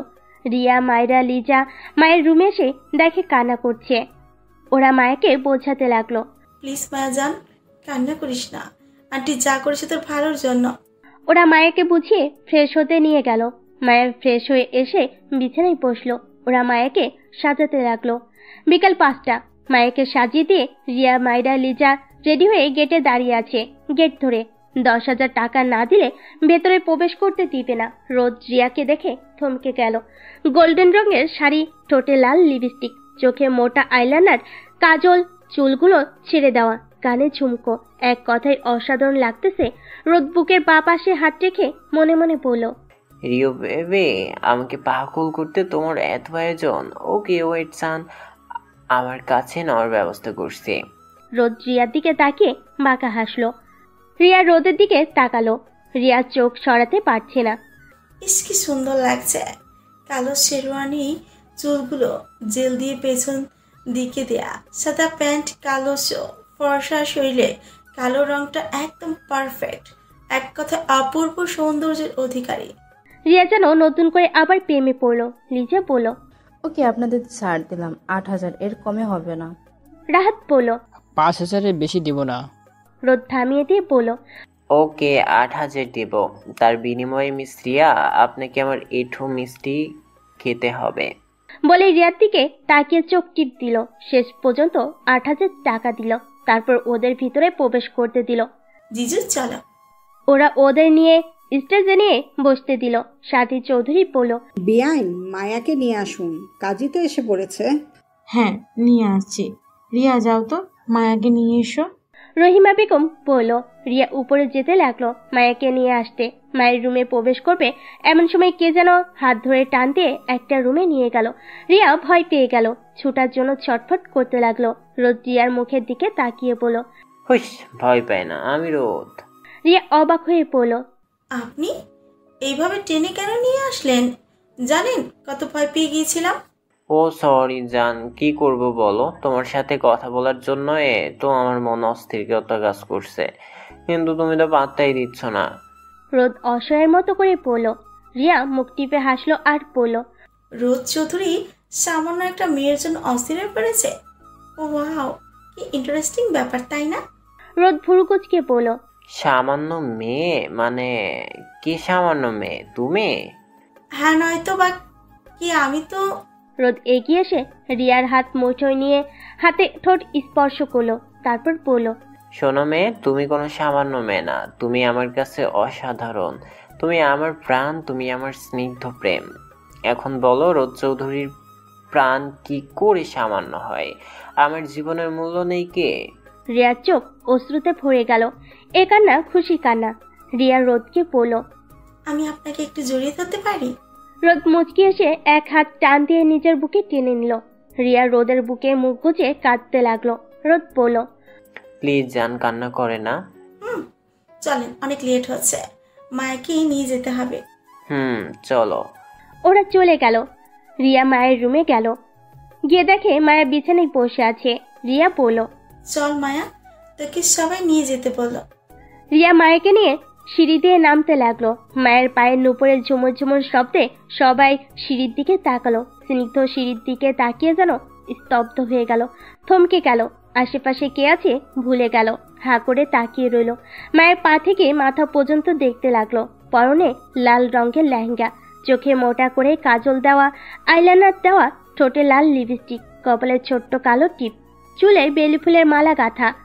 এক কথায় অপূর্ব সৌন্দর্যের অধিকারী। অসাধারণ লাগতেছে। মনে হচ্ছে আসমান থেকে হুড়পড়ি নেমে এসেছে জমিতে। স্নিগ্ধ মুগ্ধ হয়ে তাকিয়ে আছে, চোখের পলক ফেলতে ভুলে গেছে। পাশ থেকে রোদ ধাক্কা দিয়ে পড়ল, আরে ব্রো, বউ তোর এখন থেকে প্রত্যেক দিনই দেখতে পারবে। আশেপাশে তাকিয়ে দেখ, সবাই মিটমিট করে হাসতেছে তোকে দেখে। স্নিগ্ধ আশেপাশে তাকিয়ে দেখে সবাই ওর দিকে তাকিয়ে মিটিমিটি করে হাসছে। স্নিগ্ধ মাথা চুলকে বসে রইল। রিয়া মায়াকে স্নিগ্ধর পাশে বসিয়ে দিল। সব নিয়ম মেনে বিয়েটা সম্পূর্ণ হলো। সবাই একসাথে আলহামদুলিল্লাহ বলে উঠল। চারপাশে খুশির বন্যা বয়ে যাচ্ছে। এদিকে মায়ের চোখ দিয়ে অশ্রু গড়িয়ে পড়ল। মনে মনে পড়ল, আজ থেকে আমি অন্য কারো প্রিয় আপনাকে পাওয়া হলো না। এই আক্ষেপটা কাঁদাবে আমার সারা জীবন। ভালো থাকবেন আপনি, আমি না হয় দূর থেকে ভালোবেসে যাব। রিয়া মায়ের চোখের পানি মুছিয়ে দিয়ে বলল, প্লিজ কাঁদে না। তুই দেখ একটু জিজুকে, তাকা জিজুর দিকে দেখ, জিজু তোর থেকে চোখ সরাতেই পারছে না। মায়ের নিজের দিকে তাকিয়ে রইল, ওর দেখার কোনো ইচ্ছে নেই। এখন বিদায়ের পালা। মায়া ওর মাকে জড়িয়ে ধরে কান্না করছে। মায়াকে ওর আব্বুর রুমে নিয়ে যাওয়া হলো। মায়ের দৌড়ে গিয়ে ওর আব্বুকে জড়িয়ে ধরে কান্না করতে লাগলো। ওর আব্বুও কান্না করতে লাগলো। স্নিগ্ধ গিয়ে মায়ের আব্বুর হাত ধরে বলল, প্লিজ আপনি কাঁদবেন না, ও আমাদের কাছে খুব ভালো থাকবে। মায়ের আব্বুর চোখে জল নিয়ে মুখে হাসি ফুটিয়ে বলল, জি, আমার উপর ভরসা রাখুন, আমি কথা দিচ্ছি ও ভালো থাকবে। মায়ের বাবা মুচকি হাসলো। মাইম এসে মায়াকে জড়িয়ে ধরে বলল, আপু প্লিজ তুই আমাকে রেখে চলে যাবি না, আমি আর কখনো তোর সাথে দুষ্টুমি করব না। মায়া ভাইকে জড়িয়ে ধরে কান্না করতে লাগলো। স্নিগ্ধ মায়াকে নিয়ে গাড়িতে যাবে। মায়া অজ্ঞান হয়ে পড়ে যেতে লাগলো। স্নিগ্ধ মায়াকে ধরে ফেলো, মায়াকে কোলে তুলে নিল, তারপর গাড়িতে বসিয়ে দিল। গাড়ি চলতে লাগলো নিজস্ব গতিতে। মায়ের আম্মু, রিয়া, মায়েরা, লিজা কাঁদতে লাগলো। গাড়ি এসে থামলো চৌধুরী বাড়ির সামনে। মায়াকে স্নিগ্ধ গাড়ি থেকে নামিয়ে কোলে তুলে নিয়ে পড়ল, আম্মু ওকে আমি রুমে নিয়ে যাচ্ছি। সাথী চৌধুরী মুচকি হেসে বলল, ওকে যা, ওর রেস্টের প্রয়োজন। তেমন আত্মীয় স্বজন আসেনি দেখে তেমন সমস্যা হলো না। স্নিগ্ধ মায়াকে নিজের রুমে নিয়ে গিয়ে শুয়ে দিল। একবার মায়ের দিকে তাকিয়ে দীর্ঘশ্বাস ফেলে ফ্রেশ হতে চলে গেল। ফ্রেশ হয়ে এসে ছাদে চলে গেল। হাতে একটা জ্বলন্ত সিগারেট ধরিয়ে দূর আকাশের দিকে তাকিয়ে আছে আর মনে মনে বলছে, আচ্ছা গল্পটা এমন হলেও তো পারতো। এই কষ্ট যে সহ্য হবার না, প্রিয় মানুষটাকে আপন করে পেয়েও আপন করে নিতে পারছি না। তার মুখ দেখে তার করা প্রত্যেকটা অপরাধ আমাকে হিংস্রতার রূপ দিতে বাধ্য করছে। কেন এমন হলো গল্পটা? রোদ স্নিগ্ধর কাঁধে হাত রেখে বলল, স্নিগ্ধ যা হয়েছে ভুলে যা আর নতুন করে জীবন শুরু কর ভাই। আমাদের জীবনে এমন অনেক কিছু ঘটে যা আমরা চাই না, কিন্তু পরিস্থিতি মেনে নিয়ে জীবন কাটাতে হয়। দীর্ঘশ্বাস ফেলে বলল, রোদ আমি পারবো না। আমার বেস্ট ফ্রেন্ডকে আলাদা করার শাস্তি ওকে পেতেই হবে। যার চোখ দিয়ে আমি আজ পর্যন্ত জল গড়িয়ে পড়তে দিইনি, সেই জানের চোখ দিয়ে ও অজর অশ্রু জড়িয়েছে। এর শাস্তি ওকে পেতেই হবে। স্নিগ্ধ চলে গেল।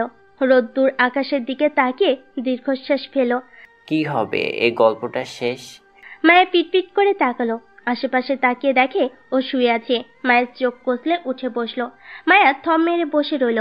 হঠাৎ দরজা খোলার শব্দে মায়ের হুঁশ ফিরল। মায়া নিজেকে ঠিক করে বসলো। স্নিগ্ধ একবার মায়ের দিকে তাকালো, তারপর অন্য দিকে ফিরে বলল, আজকে এইভাবে বসে থাকার পণ করছেন মিস মায়া? মায়ের পরিচিত কণ্ঠ শুনে চমকে তাকালো সামনের দিকে, কিন্তু স্নিগ্ধ অন্যদিকে ফিরে থাকায় দেখতে পারল না মুখ। মায়া নিশ্চুপ হয়ে বসে রইল।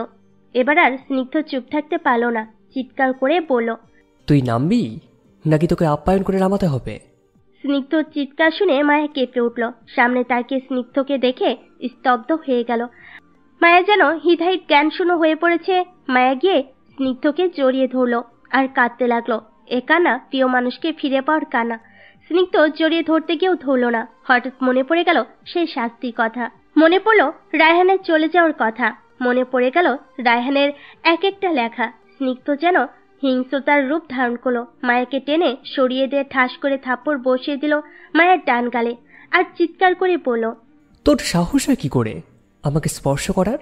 মায়া চিৎকে দূরে পড়ে গেল। মায়া যেন স্তব্ধ হয়ে গেল। এখন স্নিগ্ধকে দেখছে। মায়া বলল, কি হচ্ছে আপনার? এমন কেন করছেন? আমাকে বলুন, আমি কি করেছি? তুই কি করেছিস জানিস না? নাটক করিস বেহায়া মেয়ে। তোকে আজকে ক্লিয়ার করে বলে দিচ্ছি, তুই কখনো আমার থেকে স্বামীর অধিকার আশা করবি না। আর তোর আমার বিছানায় জায়গা হবে না। ফ্লোরে থাকতে পারলে থাক, তারা হলে সোফায় ঘুমিয়ে পড়। স্নিগ্ধ গিয়ে বিছানায় শুয়ে পড়ল। মায়া স্তব্ধ হয়ে বসে আছে, কিছু বুঝতে পারছে না কেন স্নিগ্ধ এমন করছে। মায়া হাঁটু গেড়ে বসে কান্না করতে লাগলো। কেন এমন করছেন আপনি? কি করেছি আমি? সাফিয়া পড়ার টেবিলে বসে আছে, কিন্তু পড়াই মন বসছে না, শুধু রায়ানের মুখ ভেসে উঠছে। সাফিয়া বিরক্ত হয়ে বই বন্ধ করে পড়ল। কি জন্য যে ওই বজ্জাতির প্রেমে পড়েছিলাম, জীবনটা তেজপাতা, ধুর ভালো লাগে না। সাফিয়া বেলকনিতে গিয়ে দাঁড়ালো আর মনে মনে আওড়াতে লাগলো, তোমার ওই চোখে পড়েছি যে প্রেমে, তোমার ওই মুগ্ধতার চাদরে ঢাকা পড়েছে মন। কেন তুমি দিশেহারা, কেন করিলে পর, তুমি হীনা আজও আমি বিরহে কাতর। সাফিয়া দীর্ঘশ্বাস ফেলল। হঠাৎ ফোন বেজে উঠল। সাফিয়া দেখে তার ফ্রেন্ড মীরা কল করেছে। সাফিয়া কল রিসিভ করে হ্যালো বলল। হ্যালো বল। দোস্ত আমি না মরে যাচ্ছি, কিছু কর তুই। মানে কি হয়েছে বুঝতে পারছি না। আসলে আমি না। তোর ছাতা, বললে বল, না হলে ফোন রাখ। আরে ইয়ার, এত রেগে যাচ্ছিস কেন? তো তোমায় কি চুম্মা দিব? সাফিয়া কিছুটা রেগে পড়ল। ওকে ওকে বলছি, আমি প্রেমে পড়েছি। মানে কবে আর কার প্রেম পড়েছিস? রাহুল ভাইয়ের প্রেমে। বলে লজ্জায় লাল হয়ে গেল। কি তুই এলিয়েনের উপর ক্রাশ খাইছিস? আই মিন প্রেমে পড়েছিস? হ্যাঁ দোস্ত, কিছু একটা কর। আমি পড়বো না, যে অ্যাটিটিউড দেখায়, বাবা বজ্জত লোক একটা, এলিয়েন। আমি পড়বো না। প্লিজ দোস্ত, কিছু একটা কর। ওকে, কাল ভার্সিটিতে যাই, তারপর বলিস। এখন ফোন রাখ। সাফিয়া কল কেটে দিল। সাফিয়া দীর্ঘশ্বাস ফেলে বলতে লাগলো, এই সেই মেয়ে যার সাথে পরিচয় মাত্র কয়েকদিনের, কিন্তু মনে হয় আমাদের ফ্রেন্ডশিপ অনেক আগের থেকে। এই কয়েকদিনের আমার কষ্টে কষ্ট পেয়েছে, আমার হাসিতে খুশি রাখতে অনেক কিছুই করেছে, এবং ও সার্থকও আমাকে হাসাতে পেরে মনে হয় বিশ্বজয় করে ফেলেছে। খুশিতে নাচতে থাকে। আর যারা কথা বললো, মানে রাহুল ভাইয়া, আমাদের এক ব্যাচের সিনিয়র, কিন্তু অনেক অ্যাটিটিউড, ভার্সিটির টপার। সেই জন্য হয়তো এত অ্যাটিটিউড।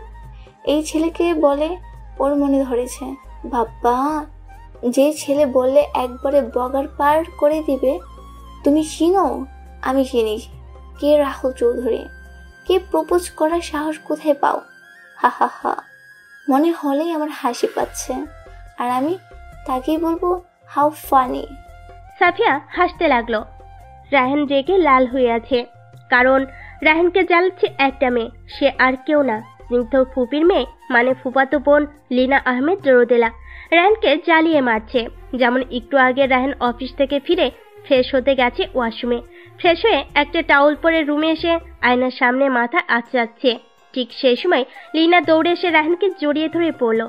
ইস ভাইয়া, তুমি কি হট, খালি গায়ে তোমাকে কি যে হট লাগে, উফ, খেয়ে ফেলতে ইচ্ছে করে। ও লীনা, প্লিজ লিভ, আমার এসব ভালো লাগে না। আর তুমি জানো না কারো রুমে প্রবেশ করার আগে নক করে আসতে হয়? ও বেবি, আমি তো তোমার রুমে এসেছি, এত নক করতে হবে কেন বলো? লীনা, আমি তোমার ভাইয়া হই, প্লিজ সম্মান করে কথা বলবে। আমি এত কিছু জানি না, আমি তোমায় ভালোবাসি, এটাই আমি জানি। আমি তোমাকে যে কোনো মূল্যে পেতে চাই। প্লিজ লীনা, যাও, এখন আমি চেঞ্জ করব। থাকি না প্লিজ, আমি তো কি সমস্যা? লীনা, তুমি যাবে? ওকে ওকে যাচ্ছি, এত হাইপার হও কেন? আমার এত শখ নেই। তবে রে। লীনাকে আর পাইকে দৌড়ে চলে গেল। রায়হান চোখ লাল করে দাঁড়িয়ে রইল, কিছু বলতে পারে না, সইতেও পারে না। রায়হান বেলকনিতে দাঁড়িয়ে বলতে লাগলো, তুমি আমার আধারের ফুল ছিলে, তবে কেন আধারে হারিয়ে গেলে? তুমি তো আমার স্নিগ্ধ প্রেমে ছিলে, তবে কেন স্মৃতির পাতায় লেখা হলে? তুমি তো আমার প্রথম প্রেম ছিলে, তবে কেন আফসোস হয়ে রয়ে গেলে? তুমি তো আমার স্নিগ্ধ ফুল ছিলে, তবে কেন আক্ষেপ হলে? মায়াপুরী। সকালের মিষ্টি রোদ চোখে পড়ায় ঘুম ভেঙে গেল মায়ের। পিটপিট করে তাকালো, দেওয়ালে টাঙ্গানো ঘড়ির দিকে তাকালো, তাকিয়ে যেন চোখ কপালে উঠে গেল। বেলা 9টা বাজে। মায়ের বিছানার দিকে তাকালো, দেখে স্নিগ্ধ নেই। মায়ের কপাল ভাঁজ করে বলল, বজ্জাত লোক, নিজে উঠেছে ঠিকই, কিন্তু আমাকে ডাকেনি। আমাকে একটু ডাক দিলে কি হতো? ইস, কত বেলা হয়ে গেল, সবাই কি মনে করবে? থুর। মায়ের ফ্লোর থেকে উঠে ফ্রেশ হতে ওয়াশরুমে চলে গেল। ফ্রেশ হয়ে এসে আয়নার সামনে দাঁড়িয়ে চোখে মোটা করে কাজল পরলো, ঠোঁটে হালকা গোলাপি রঙের লিপস্টিক, চুল আসে, শাড়ি ঠিকঠাক করে আয়নার সামনে দাঁড়ালো, দেখতে লাগলো সব ঠিক আছে কিনা। স্নিগ্ধ দরজা খুলে রুমে প্রবেশ করে থমকে গেল, চোখে যেন পলক পড়ছে না। গোল্ডেন রঙের শাড়ি, ঠোঁটে গোলাপি রঙের লিপস্টিক, চোখে মোটা করে কাজল, এই সাধারণ সাজে মায়াকে অসাধারণ লাগছে। স্নিগ্ধ ঘরের মাঝে চলে গেছে, এক পা দুপা করে এগিয়ে যাচ্ছে মায়ের কাছে। মায়া তখন শাড়ি ঠিক করছে। স্নিগ্ধ মায়ের পিছনে দাঁড়িয়ে মায়ের কাঁধে হাত রাখলো। মায়ের চমকে উঠে সামনে তাকিয়ে স্তব্ধ হয়ে গেল, কারণ স্নিগ্ধ তাকিয়ে আছে ঘোর লাগা দৃষ্টিতে। মায়ে কেঁপে উঠলো, মায়ে বলতে নিবে, কোনো কথা না। স্নিগ্ধ মায়াকে সোজা করে দাঁড় করিয়ে তাকিয়ে রইল এক দৃষ্টিতে। কি দেখছেন? শোনেন প্লিজ, লেট হয়ে যাচ্ছে তো। স্নিগ্ধ কোনো কথা না বলে ড্রেসিং টেবিলের উপর থেকে টিপের পাতা থেকে কালো ছোট্ট একটা টিপ নিয়ে মায়াকে পরিয়ে দিল। টেবিলের উপর থেকে বেলি ফুলের মালা নিয়ে খোপায় গুজে দিল। এবার মায়াকে সামনে তাকাতেই ইশারা করলো। এবার পারফেক্ট। মায়া অবাক হয়ে তাকিয়ে আছে। ওর মনে ছিল না টিপের কথা। মায়ের পিছনে ঘুরে স্নিগ্ধর মুখোমুখি হয়ে দাঁড়ালো। স্নিগ্ধর চোখের দিকে তাকালো। মায়ের স্নিগ্ধর চোখের দিকে তাকিয়ে দেখে স্নিগ্ধও তাকিয়ে আছে ওর চোখের দিকে। মায়া যেন হারিয়ে যাচ্ছে স্নিগ্ধর চোখে। মনে হচ্ছে কতদিন হলো দেখেনি স্নিগ্ধকে। তলিয়ে যাচ্ছে। দুজন দুজনকে দেখতে ব্যস্ত। মনে হচ্ছে হারিয়ে যাবে একে অন্যের চোখে। স্নিগ্ধ এক হাতে মায়ের কোমর জড়িয়ে ধরল। মায়া কেঁপে উঠল। মায়া মনে মনে বলছে, এত ভালোবাসার পরেও কেন এমন ব্যবহার করছেন? কেন আমাকে মেনে নিতে পারছেন না? কি হয়েছে আমার অবর্তমানে যার জন্য আমাকে মানতে পারছেন না? স্নিগ্ধ, আমি আপনার শরীর স্পর্শ করে বলতেছি, এই রহস্য উন্মোচন করে তবেই আমি আপনাকে মুক্তি দিয়ে চলে যাব। আমি থাকবো না আপনার জীবনে বাধা হয়ে। মায়ের চোখ দিয়ে অশ্রু গড়িয়ে পড়ল। স্নিগ্ধ মায়ের চোখের দিকে তাকিয়ে মনে মনে বলছে, এই ডাগর ডাগর চোখের মায়ায় পড়েছিলাম। আজও তোমার এই চোখ আমাকে আকর্ষণ করে। আমি নিজেকে ঠিক রাখতে পারি না। হারিয়ে যাই তোমার চোখের মাঝে। কি আছে তোমার এই চোখে? স্নিগ্ধ চৌধুরীকে পাগল করতে তোমার এই চোখ জোড়ায় যথেষ্ট। রাইসা দরজা খোলা দেখে ভিতরে প্রবেশ করে অবাক হয়ে গেল। দুষ্ট হাসি ফুটে উঠল রাইসার মুখে। রাইসা চোখ ঢেকে পড়ল। মুই কিচ্ছু দেখি নাই। রাইসার কথাই হুঁশ ফিরল দুজনের। মায়ের সিটকে সরে গেল। স্নিগ্ধ চমকে উঠল। পিছনে তাকিয়ে রাইসাকে দেখে দাঁত কেলিয়ে হাসছে। স্নিগ্ধ ভুরুকুচকে বলল, ওই ভূতনি, কি চাস সেখানে? আর নক করে প্রবেশ করতে পারিস না? দিলি তো রোম্যান্সের 12টা বাজিয়ে। একটু রোম্যান্স পড়েছিলাম, তোর সহ্য হলো না? দিলি তো নষ্ট করে সবটা। এই কাইলা ভূত, আমি কেমনে নষ্ট করলাম? আর রোমান্স করবা দরজা লক না করে, আর আমি আসলেই দোষ। লক কেন করব? আর বেডরুম আমার, বউ আমার। দরজা খুলে বন্ধ করে যখন খুশি রোম্যান্স করব। তাতে তোর কি? হ্যাঁ, আমার ভাইয়ার বেডরুম, আমার ভাবি, আমি যখন খুশি আসব। তোমার কি? হুম। মায়া লজ্জায় লাল নীল হয়ে যাচ্ছে। সরো তো তুমি। ওয়াও ভাবি, মাশাআল্লাহ, তোমাকে অনেক সুন্দর লাগছে। উফ, মনে হচ্ছে খেয়ে ফেলি। টমেটো টমেটো লাগছে। মায়া যেন আরো লজ্জা পেল। মুখ লজ্জায় রক্তিম হয়ে যাচ্ছে। স্নিগ্ধ ভুরকুচকে বলল, ওই ভূতনি, আবার বউ, একদম বাজে কথা বলবি না। রাইসার চোখে মুখে দুষ্টামির হাসি ফুটে উঠল। রাইসা বাঁকা হেসে বলল, উফ ভাবি, তোমাকে আজ যে দেখবে সবাই ফিদা হয়ে যাবে। চলো তো, সবাই অপেক্ষা করছে তোমার জন্য। আজ পার্টি রেখেছে তোমাদের জন্য খালু। রাইসা মায়াকে টানতে টানতে নিয়ে চলে গেল। স্নিগ্ধ ভুরুকুচকে ভাবতে লাগলো, রাইসা কি বলে গেল? হঠাৎ করে স্নিগ্ধর চোখ রাগের রক্তবর্ণ ধারণ করলো। দেওয়ালে খুশি মেরে পড়ল, আজকে এমন কিছু হলে তোর আমার হাত থেকে নিস্তার নেই। রাইসা নিচে নামতে নামতে পড়ল, আচ্ছা ভাবি, তুমি কি জানো আমি তোমার কি হই? না তো, কিন্তু তোমাদের কথা শুনে বুঝতে পারলাম তোমরা ভাই বোন। ঠিক, আমি ভাইয়ার ছোট খালামনির মেয়ে। আমরা এক ভাই এক বোন। আমার ভাইয়ের নাম নীল। বিয়ে করেছে, একটা ছোট ফুটফুটে মেয়েও আছে। ও আচ্ছা, বুঝতে পারছি। হ্যাঁ, চলো, সবাই ওয়েট করছে। মায়ের ড্রয়িং রুমে গিয়ে দেখে তো অবাক। এক রাতের মধ্যে পুরো বাড়ি খুব সুন্দর করে সাজিয়েছে। মায়ের আশেপাশে দেখতে ব্যস্ত। সাথী চৌধুরী মুচকি হেসে বলল, মা, ঘুম কেমন হলো? চলো, অনেক তো বেলা হলো, নাস্তা করবে, চলো। মায়ের মুচকি হেসে বলল, জি আম্মু, আসলে একটু লেট হয়ে গেল, আর হবে না এমন। নিচের দিকে তাকিয়ে কথাগুলো বলল। স্নিগ্ধর ছোট খালামণি বলল, ধুর বোকামে, এটা তো তোমার বাড়ি, তুমি যখন খুশি উঠবে, সমস্যা নেই। আমরা সিরিয়ালের শাশুড়ি রিনা খান না যে অত্যাচার করব। রাইসার মতো তুমিও আমাদের মেয়ে, ঠিক বলছি না আপা? সাথী চৌধুরী মুচকি হেসে মায়াকে জড়িয়ে ধরে পড়ল, হ্যাঁ মা, তুমি আজ থেকে আমার মেয়ে। মায়ের চোখ জলে ভরে গেল। নিজের অনুভূতি লুকিয়ে রাখতে না পেরে সাথী চৌধুরীকে জড়িয়ে ধরে কান্না করে দিল আর বলল, মা, আমি কখনো ভাবতেও পারিনি আমার মতো অভাগী কপাল এত সুখ আছে, আপনার মতো মা আছে আমার। মায়া মুচকি হেসে বলল, ওকে, কিন্তু আমার একটা শর্ত আছে। কি শর্ত? আমাকে আজ থেকে তুই করে বলতে হবে। ওকে ওকে, আচ্ছা আয় খাবি চল। ও স্নিগ্ধা কোথায়?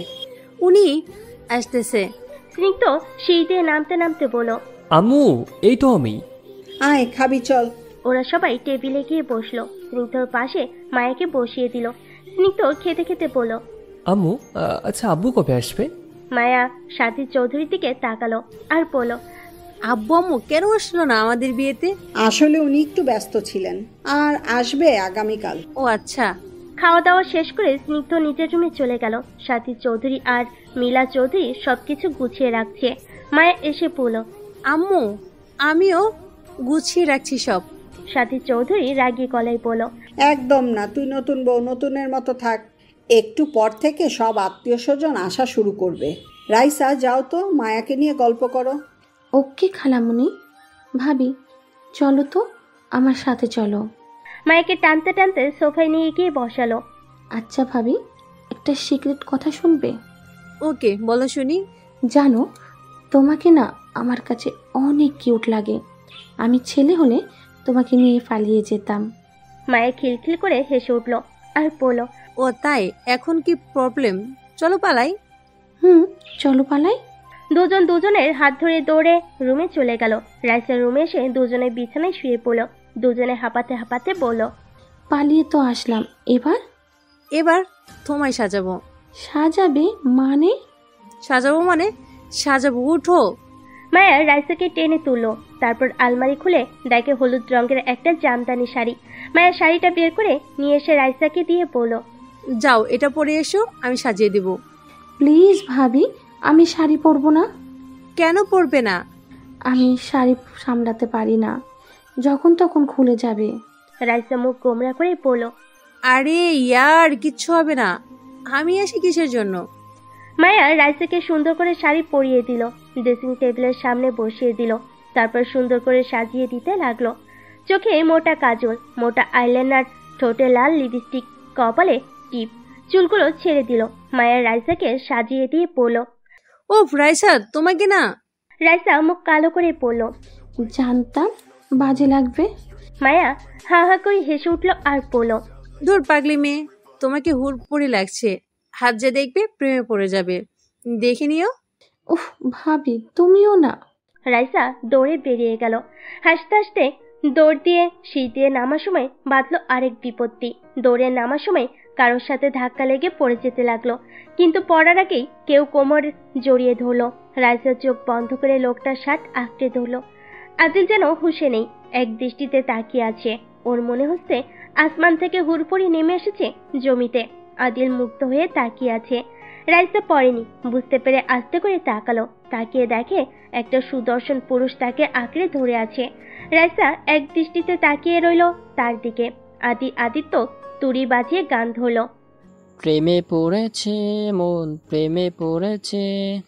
আদিত্য সুর টেনে পড়ল, অচেনা এক মেয়ে আমায় পাগল করেছে, প্রেমে পড়েছে মন, প্রেমে পড়েছে, অচেনা এক মেয়ে আমায় পাগল করেছে। আদিল রাইসার চমকে উঠল। দুজন দুজনের কাছ থেকে সরে গেল। রাইসা আমতা আমতা করে বলল, সরি আমি দেখতে পাইনি। জি হ্যাঁ, আমি স্নিগ্ধ ভাইয়ার ছোট খালামনির মেয়ে রাইসা ইসলাম। ও আচ্ছা, আমি আসি। রাইসা দৌড়ে চলে গেল। আদিল বুকের বাঁ পাশে হাত রেখে বলল, ও চাই তোমার? ওকে পরে নিয়ে যাব, চলো এখন মায়ের কাছে যাই। মায়া রাইসার রুম থেকে বেরিয়ে এক পা এগিয়েছে, তখনই স্নিগ্ধ এসে মায়ের হাত ধরে টেনে নিয়ে যেতে লাগলো নিজের রুমে। মায়ের হাঁ করে বড় বড় চোখ করে তাকিয়ে রইল স্নিগ্ধর দিকে। স্নিগ্ধ মায়াকে রুমে নিয়ে গিয়ে ছুঁড়ে ফেলো বিছানার উপর। মায়ের কোমরে ব্যথা পেয়ে আহ করে উঠল। কেউ এভাবে ছুঁড়ে ফেলবে বজ্জাত লোক? মায়া বিড়বিড় করে বলতে লাগলো। স্নিগ্ধ দরজা বন্ধ করে দিয়ে এসে মায়াকে টেনে তুলে দেওয়ালের সাথে চেপে ধরে পড়ল, এত সেজেছিস কেন? কাকে দেখাতে সেজেছিলি বল না, তো নাগর আসবে। মায়া বড় বড় চোখ করে তাকিয়ে বলল, মানে নাগর মানে? হ্যাঁ নাগর, তো এত সাজার কি দরকার ছিল? মায়ের মাথায় দুষ্টু বুদ্ধি এলো। মায়া মুচকি এসে বলল, মিস্টার স্নিগ্ধ চৌধুরী, আপনি তো আমাকে মানেন না, স্বামীর অধিকারও দেবেন না, তো আমি কার জন্য সাজি বা যাই করি তাতে আপনার কি? ধুর, শুনুন তো, আমাকে আরো সাজতে হবে, এইটুকুতে হবে না। কত আত্মীয় স্বজন আসবে। মায়া যেই না সরে আসবে, স্নিগ্ধ মায়ের হাত শক্ত করে চেপে ধরে এক হাতে গাল চেপে ধরে বলল, তোর সাহস হয় কি করে আমার সাথে উঁচু গলায় কথা বলার? আর রইল আমার কি? তাহলে শোন, আমি মানি আর না মানি এটাই সত্যি, তুই মিসেস স্নিগ্ধ চৌধুরীর মায়া। আর অন্য ছেলেদের সাথে ঘাসাঘাসি করলে আমার যে খারাপ কিন্তু আর কেউ হবে না। স্নিগ্ধ রুম থেকে বেরিয়ে গেল। মায়ের চোখ দিয়ে অশ্রু গড়িয়ে পড়ল। এ অশ্রু সুখের, এ অশ্রু মুগ্ধতার, এ অশ্রু প্রাপ্তির। মায়া মুচকি হেসে বলল, মিস্টার স্নিগ্ধ চৌধুরী, আপনি যতই বলেন আমাকে মানে না, কিন্তু আমি জানি আপনি আমাকে কতটা ভালোবাসেন। আজ তার প্রমাণও পেলাম। আমি যদি আপনার মুখ থেকে ভালোবাসি এই শব্দটা বলাতে না পারি, তাহলে আমি মিসেস মায়া চৌধুরী না। আদিত্য আদিল মায়ের রুমের সামনে দাঁড়িয়ে নক করে বলল,